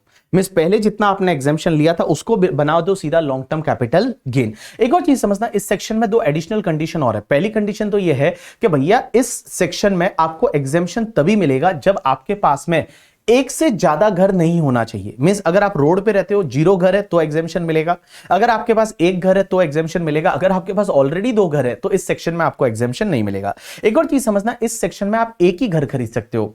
मींस बेटा आप जो -1 +2 +3 में आप एक ही घर खरीद सकते हो। अगर आपने एक घर खरीद लिया उसके बाद एक और खरीद लिया मान लो, ठीक है, तो एग्जेम्पशन विड्रॉ हो जाएगा। मींस आप एक ही घर खरीद सकते हैं। चलिए उसके बाद में ये जो एग्जांपल है ना, आप अच्छे से करना, क्योंकि अगर आप एक बार स्किप भी कर दोगे तो चलेगा एग्जाम के डे पे। बट अभी अपने पास टाइम है तो अपन रिवाइज कर लेते हैं। अमलगमेशन किसको बोलते हैं? अमलगमेशन में हम एग्जांपल लेंगे कि एक कंपनी हुआ करती थी जिसका नाम था वोडाफोन और एक कंपनी थी आइडिया। अब आपको पता रहेगा इन दोनों मर्ज होके और वीआई बन गई, दैट इज कॉल्ड अमलगमेशन। तो अमलगमेशन को अमलगमेशन कब बोलते हैं? जब 2 कंडीशन सेटिस्फाइड होती है। पहली कंडीशन, जो पुरानी कंपनी होती है ना, उनकी ऑल असेट एंड लायबिलिटी है वो नई कंपनी को ट्रांसफर होनी चाहिए। एंड सेकेंड कंडीशन, पुरानी कंपनी के जो शेयर होल्डर होते हैं एटलीस्ट 75% वैल्यू के शेयर होल्डर नई कंपनी के शेयर होल्डर बनने चाहिए। अगर ये दोनों कंडीशन सेटिस्फाइड हो गई तो वो अमलगमेशन होगा। अब एक बात समझना, अमलगमेशन में जो पुरानी कंपनी है, वोडाफोन है एंड आइडिया है, वो अपनी असेट जब वीआई को ट्रांसफर करेंगे तो ये ट्रांसफर नहीं माना जाता, इसमें कोई भी कैपिटल गेन नहीं लगता। अब एक बात समझना, अगर मैं शेयर होल्डर की बात करूं तो शेयर होल्डर को पुरानी कंपनी के शेयर के बदले नई कंपनी का शेयर मिलेगा तो वो भी ट्रांसफर नहीं माना जाएगा, कैपिटल गेन नहीं लगेगा। अब एक चीज समझना, जो नई कंपनी वीआई को जो असेट मिली, जब वीआई उस असेट को बेचेगा तो कॉस्ट किसका लेगा? Cost to previous owner, period of holding previous owner से, इंडेक्सेशन भी प्रीवियस ओनर से। एंड गाइस जो वीआई के शेयर होल्डर है, जो पहले आइडिया के शेयर होल्डर हुआ करते थे या पहले वोडाफोन के शेयर होल्डर थे तो हुआ करते थे, अब अगर वीआई का शेयर बेचते हैं तो उसकी कॉस्ट क्या लेंगे, पुरानी कंपनी के शेयर की कॉस्ट, पीरियड ऑफ होल्डिंग पुरानी कंपनी के शेयर से, एंड इंडेक्सेशन होता है वो भी पुरानी कंपनी के शेयर से ले लेंगे। यू गॉट माय पॉइंट और नॉट? यस। अब एक और चीज समझना, एक कॉन्सेप्ट आता है डीमर्जर। डीमर्जर का यहां पे मैंने एग्जांपल दे रखा है, ये एक्चुअल में हुआ नहीं है, जस्ट इमेजिनरी एग्जांपल है कि टाइटन लिमिटेड है, उसका जो तनिष्क सेगमेंट है उसको डीमर्ज करके उन्होंने अलग से तनिष्क लिमिटेड बना दिया। बट बेसिकली प्रैक्टिकल लाइफ में अभी आपने डीमर्जर का एग्जांपल देखा था रिलायंस, कि रिलायंस में से उन्होंने जियो फाइनेंशियल सर्विस को अलग करके और एक अलग कंपनी बना दिया था। तो this is called demerger. Demerger तब माना जाता है जब 5 कंडीशन सेटिस्फाइड होनी चाहिए। पहली कंडीशन कि जो अंडरटेकिंग या सेगमेंट ट्रांसफर हो रहा है उसकी all asset and liabilities new company को ट्रांसफर होनी चाहिए। दूसरी कंडीशन, पुरानी कंपनी के जो शेयर होल्डर है एटलीस्ट 75% वैल्यू के शेयर होल्डर नई कंपनी के शेयर होल्डर भी बनने चाहिए। तीसरी कंडीशन यह है कि जो भी असेट ट्रांसफर हो रही है तनिष्क ज्वेलरी सेगमेंट की, तनिष्क लिमिटेड को, वो बेटा बुक वैल्यू पे ट्रांसफर होनी चाहिए। चौथी कंडीशन यह है कि भैया, चौथी कंडीशन जो है यह है कि जो टाइटन कंपनी पुरानी कंपनी के शेयर होल्डर है उनको जो नई कंपनी के शेयर मिल रहे हैं ना वो प्रोपोर्शनेट बेसिस पे मिलने चाहिए। और पांचवी कंडीशन यह है कि यह ट्रांसफर गोइंग कंसर्न बेसिस पे होना चाहिए। मिस बिजनेस है वो कंटिन्यू रहेगा, गोइंग कंसर्न बेसिस पे होना चाहिए। अगर ये ऑल कंडीशन सेटिस्फाइड होती है तो बेटा ये ट्रांसफर नहीं माना जाएगा, कैपिटल गेन नहीं लगेगा यहां पे, ठीक है। This is called demerger. अब एक चीज समझना, जब पुरानी कंपनी टाइटन लिमिटेड है वो इस अंडरटेकिंग को बेचेगी, इसको तनिष्क लिमिटेड को ट्रांसफर करेगी, तो ये ट्रांसफर नहीं माना जाएगा, कैपिटल गेन नहीं लगेगा। लेकिन जो तनिष्क लिमिटेड है वो असेट को मिलेगा, उसको नई कंपनी को असेट मिलेगी पुरानी कंपनी से। अगर ये बेचती है फ्यूचर में तो कॉस्ट क्या लेंगे, पुरानी कंपनी का, पीरियड ऑफ होल्डिंग पुरानी कंपनी से, इंडेक्सेशन होता है वो भी पुरानी कंपनी से। अब एक चीज समझना, यहां पे एक इंटरेस्टिंग पॉइंट आता है कि जैसे मान लो हम लोग टाइटन लिमिटेड के शेयर होल्डर थे, मेरे पास टाइटन लिमिटेड के 1000 शेयर्स थे। अब एक बात बताओ, जैसे ही टाइटन का ये सेगमेंट टूट के और एक नई कंपनी बना, ये जब सेगमेंट टूटा और टूट के एक नई कंपनी बना तो मुझे इस नई कंपनी के शेयर भी मिल जाएंगे। मान लो मुझे तनिष्क लिमिटेड के 200 शेयर्स मिल गए। अब क्वेश्चन आता है कि 200 शेयर्स का कॉस्ट क्या आएगा, क्योंकि ये तो फ्री में मिला है। अब इस 200 शेयर का कॉस्ट कैसे निकालेंगे, तो उसके लिए इन्होंने एक फॉर्मूला दे रखा है। फॉर्मूला क्या है कि पहले ये देखेंगे कि मेरे 1000 शेयर का कॉस्ट कितना था, जब मैंने टाइटन लिमिटेड के 1000 शेयर खरीदे थे उसका कॉस्ट कितना था, मल्टीप्लाई बाय टाइटन लिमिटेड की कितनी असेट तनिष्क वाली नई कंपनी को ट्रांसफर हुई, divide by net worth of Titan limited just before the demerger. इस फॉर्मूले के बेसिस पे जो भी आएगा वो मेरे 200 शेयर का कॉस्ट आएगा। एंड गाइस जितना कॉस्ट आया, मेरे 1000 शेयर का जो कॉस्ट था उसमें से 200 शेयर का जो कॉस्ट आया वो लेस कर देंगे, जो भी बचेगा वो मेरे 1000 शेयर का कॉस्ट बन जाएगा। यू गॉट माय पॉइंट और नॉट? यस। तो देखो मैंने क्या बोला, जब रिजल्टिंग कंपनी जो है उसके शेयर आपको फ्री ऑफ कॉस्ट मिलते हैं, उसकी कॉस्ट कैसे निकालना, तो उसकी कॉस्ट निकालने के लिए आप एक काम करो, डीमर्ज कंपनी जो है वो डीमर्ज कंपनी के शेयर आपने जब खरीदे थे तो उसकी कॉस्ट ऑफ एक्विजिशन क्या थी, वो कॉस्ट ऑफ एक्विजिशन ले लीजिए, मल्टीप्लाई करिए नेट बुक वैल्यू की असेट जो ट्रांसफर हुई है डीमर्जर में, और divide by net worth of the demerge company just before the demerger. जो भी प्रोपोर्शनेट अमाउंट आएगा that will be the cost of acquisition of that 200 share, और बाकी वाला जो कॉस्ट रहेगा वो मेरे इस 1000 शेयर का कॉस्ट बना रहेगा। यू गॉट माय पॉइंट और नॉट? यस। चलिए नेक्स्ट पार्ट आता है लिक्विडेशन। अब एक चीज समझना, ये लिक्विडेशन क्या होता है, तो लिक्विडेशन का मतलब जब कंपनी जो है वो कंपनी लिक्विडेट हो जाती है, मींस कंपनी बंद हो जाती है, दैट इज कॉल्ड लिक्विडेशन। तो लिक्विडेशन के केस में सबसे पहली चीज कि कंपनी जब लिक्विडेट हो जाती है और असेट है वो शेयर होल्डर को बांटी जाती है, तो उस पर्टिकुलर केस में ये ट्रांसफर नहीं माना जाएगा, कैपिटल गेन नहीं लगेगा। लेकिन एक चीज ध्यान रखना, जब भी असेट बांटी जाती है एक सेक्शन होती है 222C जो कि अपन अदर सोर्सेज में पढ़ेंगे, और अदर सोर्सेज में जब हम 222C पढ़ेंगे वहां पे मैं आपको बताऊंगा कि डीम डिविडेंड माना जाता है जितना कंपनी का एक्यूमुलेटेड प्रॉफिट है और जितनी असेट मिलती है। जैसे असेट मिली शेयर होल्डर को 20 लाख की और कंपनी का एक्यूमुलेटेड प्रॉफिट है वो 40 लाख है, तो 20 लाख जो है वो डीम डिविडेंड माना जाएगा। या असेट मिली वो मान लो 20 लाख की मिली और कंपनी का एक्यूमुलेटेड प्रॉफिट है वो 15 लाख है, तो 15 लाख डीम डिविडेंड माना जाएगा। So whenever any company distribute asset on liquidation to the shareholder then it will be treated as deem dividend to the extent accumulated profit of the company. Company के हाथ में कुछ भी नहीं होगा, but ये डीम डिविडेंड माना जाएगा शेयर होल्डर के हाथ में। अब एक बात समझना, शेयर होल्डर को जब कंपनी से कोई असेट मिलती है, पैसा मिलता है और उसका शेयर चला जाता है तो कैपिटल गेन भी लगता है। अब कैपिटल गेन उस ईयर में लगेगा जिस ईयर में उसको ये पैसा या असेट मिलती है। फुल वैल्यू ऑफ कंसिडरेशन क्या लेंगे, तो सबसे पहले मनी जितना शेयर होल्डर को मिला वो ले लीजिए, प्लस जो शेयर होल्डर को असेट मिली उसकी वो ले लीजिए एफएमवी, माइनस जितना डीम डिविडेंड ऑलरेडी 222C में टैक्सेबल हो चुका है उसको लेस कर दीजिए, जो बचेगा वो फुल वैल्यू ऑफ कंसिडरेशन, और माइनस कर दीजिए वो शेयर होल्डर के शेयर की क्या कॉस्ट थी वो माइनस कर दीजिए, यहां पे कैपिटल गेन आ जाएगा। अब लास्ट पॉइंट आता है बायबैक के केस में क्या होगा, तो गाइस ध्यान रखिए। हाँ जी, तो after amalgamation and demerger and liquidation के बाद में नेक्स्ट कॉन्सेप्ट आता है बायबैक। अब देखो बायबैक के केस में यहां पे अमेंडमेंट आया है। पहले क्या होता था बायबैक के केस में वो मैं पहले बता देता हूं, और अभी बायबैक के केस में क्या होगा वो मैं आपको बता दूं, क्योंकि यहां पे भैया अमेंडमेंट और एग्जाम में हो सकता है, मुझे ऐसा लगता है कि 3-4 मार्क का क्वेश्चन आपको एग्जाम में मिल सकता है। तो सबसे पहली चीज मैं बता दूं 30 सितंबर 2024 तक क्या होता था। तो 30 सितंबर 2024 तक क्या होता था कि अगर कोई भी डोमेस्टिक कंपनी है वो अपने शेयर को बायबैक करती थी, भले वो लिस्टेड है या अनलिस्टेड है, अगर डोमेस्टिक कंपनी बायबैक करती थी ना, तो जितना भी बायबैक प्राइस होता था माइनस इशू प्राइस, मतलब जितना बायबैक प्राइस है माइनस कंपनी ने जो इशू किया था तो इशू प्राइस, उसका जो डिफरेंस होता था ना, उस डिफरेंस पे कंपनी टैक्स भरती थी एट द रेट 20%, और 20% प्लस 12% ऑलवेज सरचार्ज आता था, health and education cess 4%, so effectively आपका टैक्स रेट है वो 23.296% आता था। तो अगर बायबैक 30 सितंबर 2024 तक हुआ तो क्या होता था कि डोमेस्टिक कंपनी जो है वो buyback price minus issue price, उसका जो डिफरेंस रहेगा ना, वो डिफरेंस पे कंपनी टैक्स पे करती थी 23.296% की रेट से, और ये टैक्स पे करना रहता है within the 14 days from the date of the buyback. तो आज अगर बायबैक हुआ तो 14 दिन के अंदर अंदर है वो कंपनी को टैक्स भरना पड़ता है, और शेयर होल्डर के हाथ में एग्जेम्प्ट हो जाता है, शेयर होल्डर के हाथ में कुछ भी टैक्स नहीं लगेगा। लेकिन गाइस ये वाली चीज है ना, ये चेंज हो गई है कब से, 1 अक्टूबर 2024 से। तो 1 अक्टूबर 2024 से अब आप बोलोगे अब क्या होगा, तो गाइस इसमें क्या हुआ पता है तुमको, 1 अक्टूबर 2024 से इन्होंने क्या बोला कि 1 अक्टूबर 2024 या उसके बाद में अगर कोई डोमेस्टिक कंपनी बायबैक करती है ना, तो कंपनी के हाथ में कुछ भी नहीं होगा। पहले कंपनी को टैक्स भरना पड़ता था 23.296%, अब कंपनी के हाथ में कुछ भी नहीं होगा। और जो शेयर होल्डर होगा ना, शेयर होल्डर को बायबैक पे जितना पैसा मिलेगा, जितना जो बायबैक प्राइस है, वो बायबैक प्राइस सीधा उसके लिए डीम डिविडेंड माना जाएगा अंडर सेक्शन 222F में। तो बायबैक का जितना पैसा मिल रहा है ना, वो बायबैक का पैसा जितना मिल रहा है वो सीधा डीम डिविडेंड माना जाएगा अंडर सेक्शन 222F में, और ये सीधा इनकम फ्रॉम अदर सोर्सेज में टैक्सेबल हो जाएगा as per the normal tax rate. लेकिन सर एक बात बताओ, यहां आप बोल रहे हो कि बायबैक प्राइस जितना बायबैक पे पैसा मिल रहा है वो सीधा डीम डिविडेंड माना जाएगा और सीधा टैक्सेबल हो जाएगा under income from other sources. What about the cost of the share, जो शेयर खरीदा होगा तो उसकी कॉस्ट भी तो रहेगी, वो कॉस्ट का क्या होगा, तो वो कॉस्ट तुम्हारा कैपिटल लॉस माना जाएगा under the head capital gain. अब आप क्या करोगे, जैसे ही बायबैक हुआ ना, तो बायबैक के केस में आप कैपिटल गेन हेड में जाओगे, और कैपिटल गेन हेड में full value of consideration always nil, और जो कॉस्ट था ना वो कॉस्ट एज इट इज आपका शॉर्ट टर्म या लॉन्ग टर्म कैपिटल लॉस माना जाएगा। और ये जो कैपिटल लॉस है ये सिर्फ कैपिटल गेन से सेट ऑफ हो सकता है, और अगर सेट ऑफ नहीं हुआ तो नेक्स्ट 8 ईयर्स तक इसको carry forward and set of कर सकते हैं। यहां पे मैंने क्वेश्चन दे रखा है, अगर ये क्वेश्चन आप करोगे तो आपको इजीली समझ में आ जाएगा, और मैंने बहुत बढ़िया यहां पे क्वेश्चन दे रखा है। तो बायबैक के केस में ध्यान रखना पहले क्या होता था, तो बायबैक के केस में क्या होता था 30 सितंबर 2024 तक अगर बायबैक हुआ तो जो कंपनी है वो कंपनी को टैक्स पे करना पड़ता था buyback price minus issue price, जो डिफरेंस रहेगा उस पर 23.296% की रेट से टैक्स भरना पड़ता था। शेयर होल्डर के हाथ में कोई भी टैक्स ट्रीटमेंट नहीं है।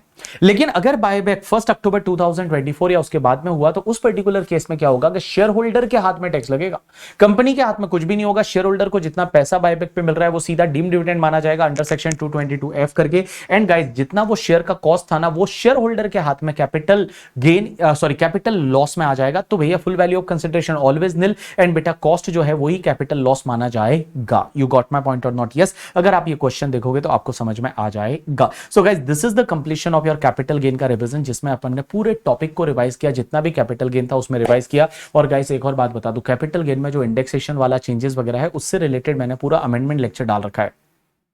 तो अगर आप YouTube पे जाओगे और अमेंडमेंट लेक्चर देखोगे तो अमेंडमेंट लेक्चर में आपको मिल जाएगा, वहां पे एग्जॉस्टिव कवरेज किया है मैंने, जितने भी एग्जांपल्स है वो बहुत बढ़िया से एग्जांपल देके और मैंने आपको वहां पे समझाया है। तो वहां पे अगर आप समझोगे तो आपको समझ में आ जाएगा। यू गॉट माय पॉइंट और नॉट? यस, समझ में आया कि नहीं आया? गाइज एक और चीज बता दूं आपके लिए, मैंने टॉपिक वाइज टेस्ट पेपर बनाए हैं और ये टॉपिक वाइज टेस्ट पेपर अभी मैं आपको देना चालू कर दूंगा। आपके जो टेलीग्राम ग्रुप है उस पर आपको मिलना चालू हो जाएगा। तो टॉपिक वाइज टेस्ट सीरीज है वो आप देखेंगे तो आपको अच्छे से समझ में आ जाएगा। ठीक है, उसके साथ साथ में जैसा कि मैंने आपको लास्ट लेक्चर में भी बताया था कि we are going to start our face to face centre in the Pune. तो पुणे में हमारा फेस टू फेस सेंटर है जिसमें आकाश सर है, मैं है, बाकी जितने भी बीबी वर्चुअल्स की फैकल्टी है, Shubham Keswani sir and all will be there. Face to face आपको पुणे में पढ़ाने वाले हैं। तो आप अपने जो भी छोटे भाई बहन हैं हैं जिनको आप रिकमेंड करना चाहते हैं, आप रिकमेंड कर सकते हैं कि आप फेस टू फेस जाके और बीपी वर्चुअल की जो बेस्ट टीम है उससे आप पढ़ सकते हैं करके, ठीक है। और उसके बाद में मैं आपको यही बोलना चाहूंगा, देखो अब तो थोड़ा सा टाइम बचा है, 2 महीने का टाइम बचा है, जस्ट गिव योर 100%। और मैं हमेशा बोलता हूँ give your 100%, ICAI will give you 50% and we need only 50% to crack the exam. Okay, so thanks a lot people, that's enough for today from my side, bye, take care.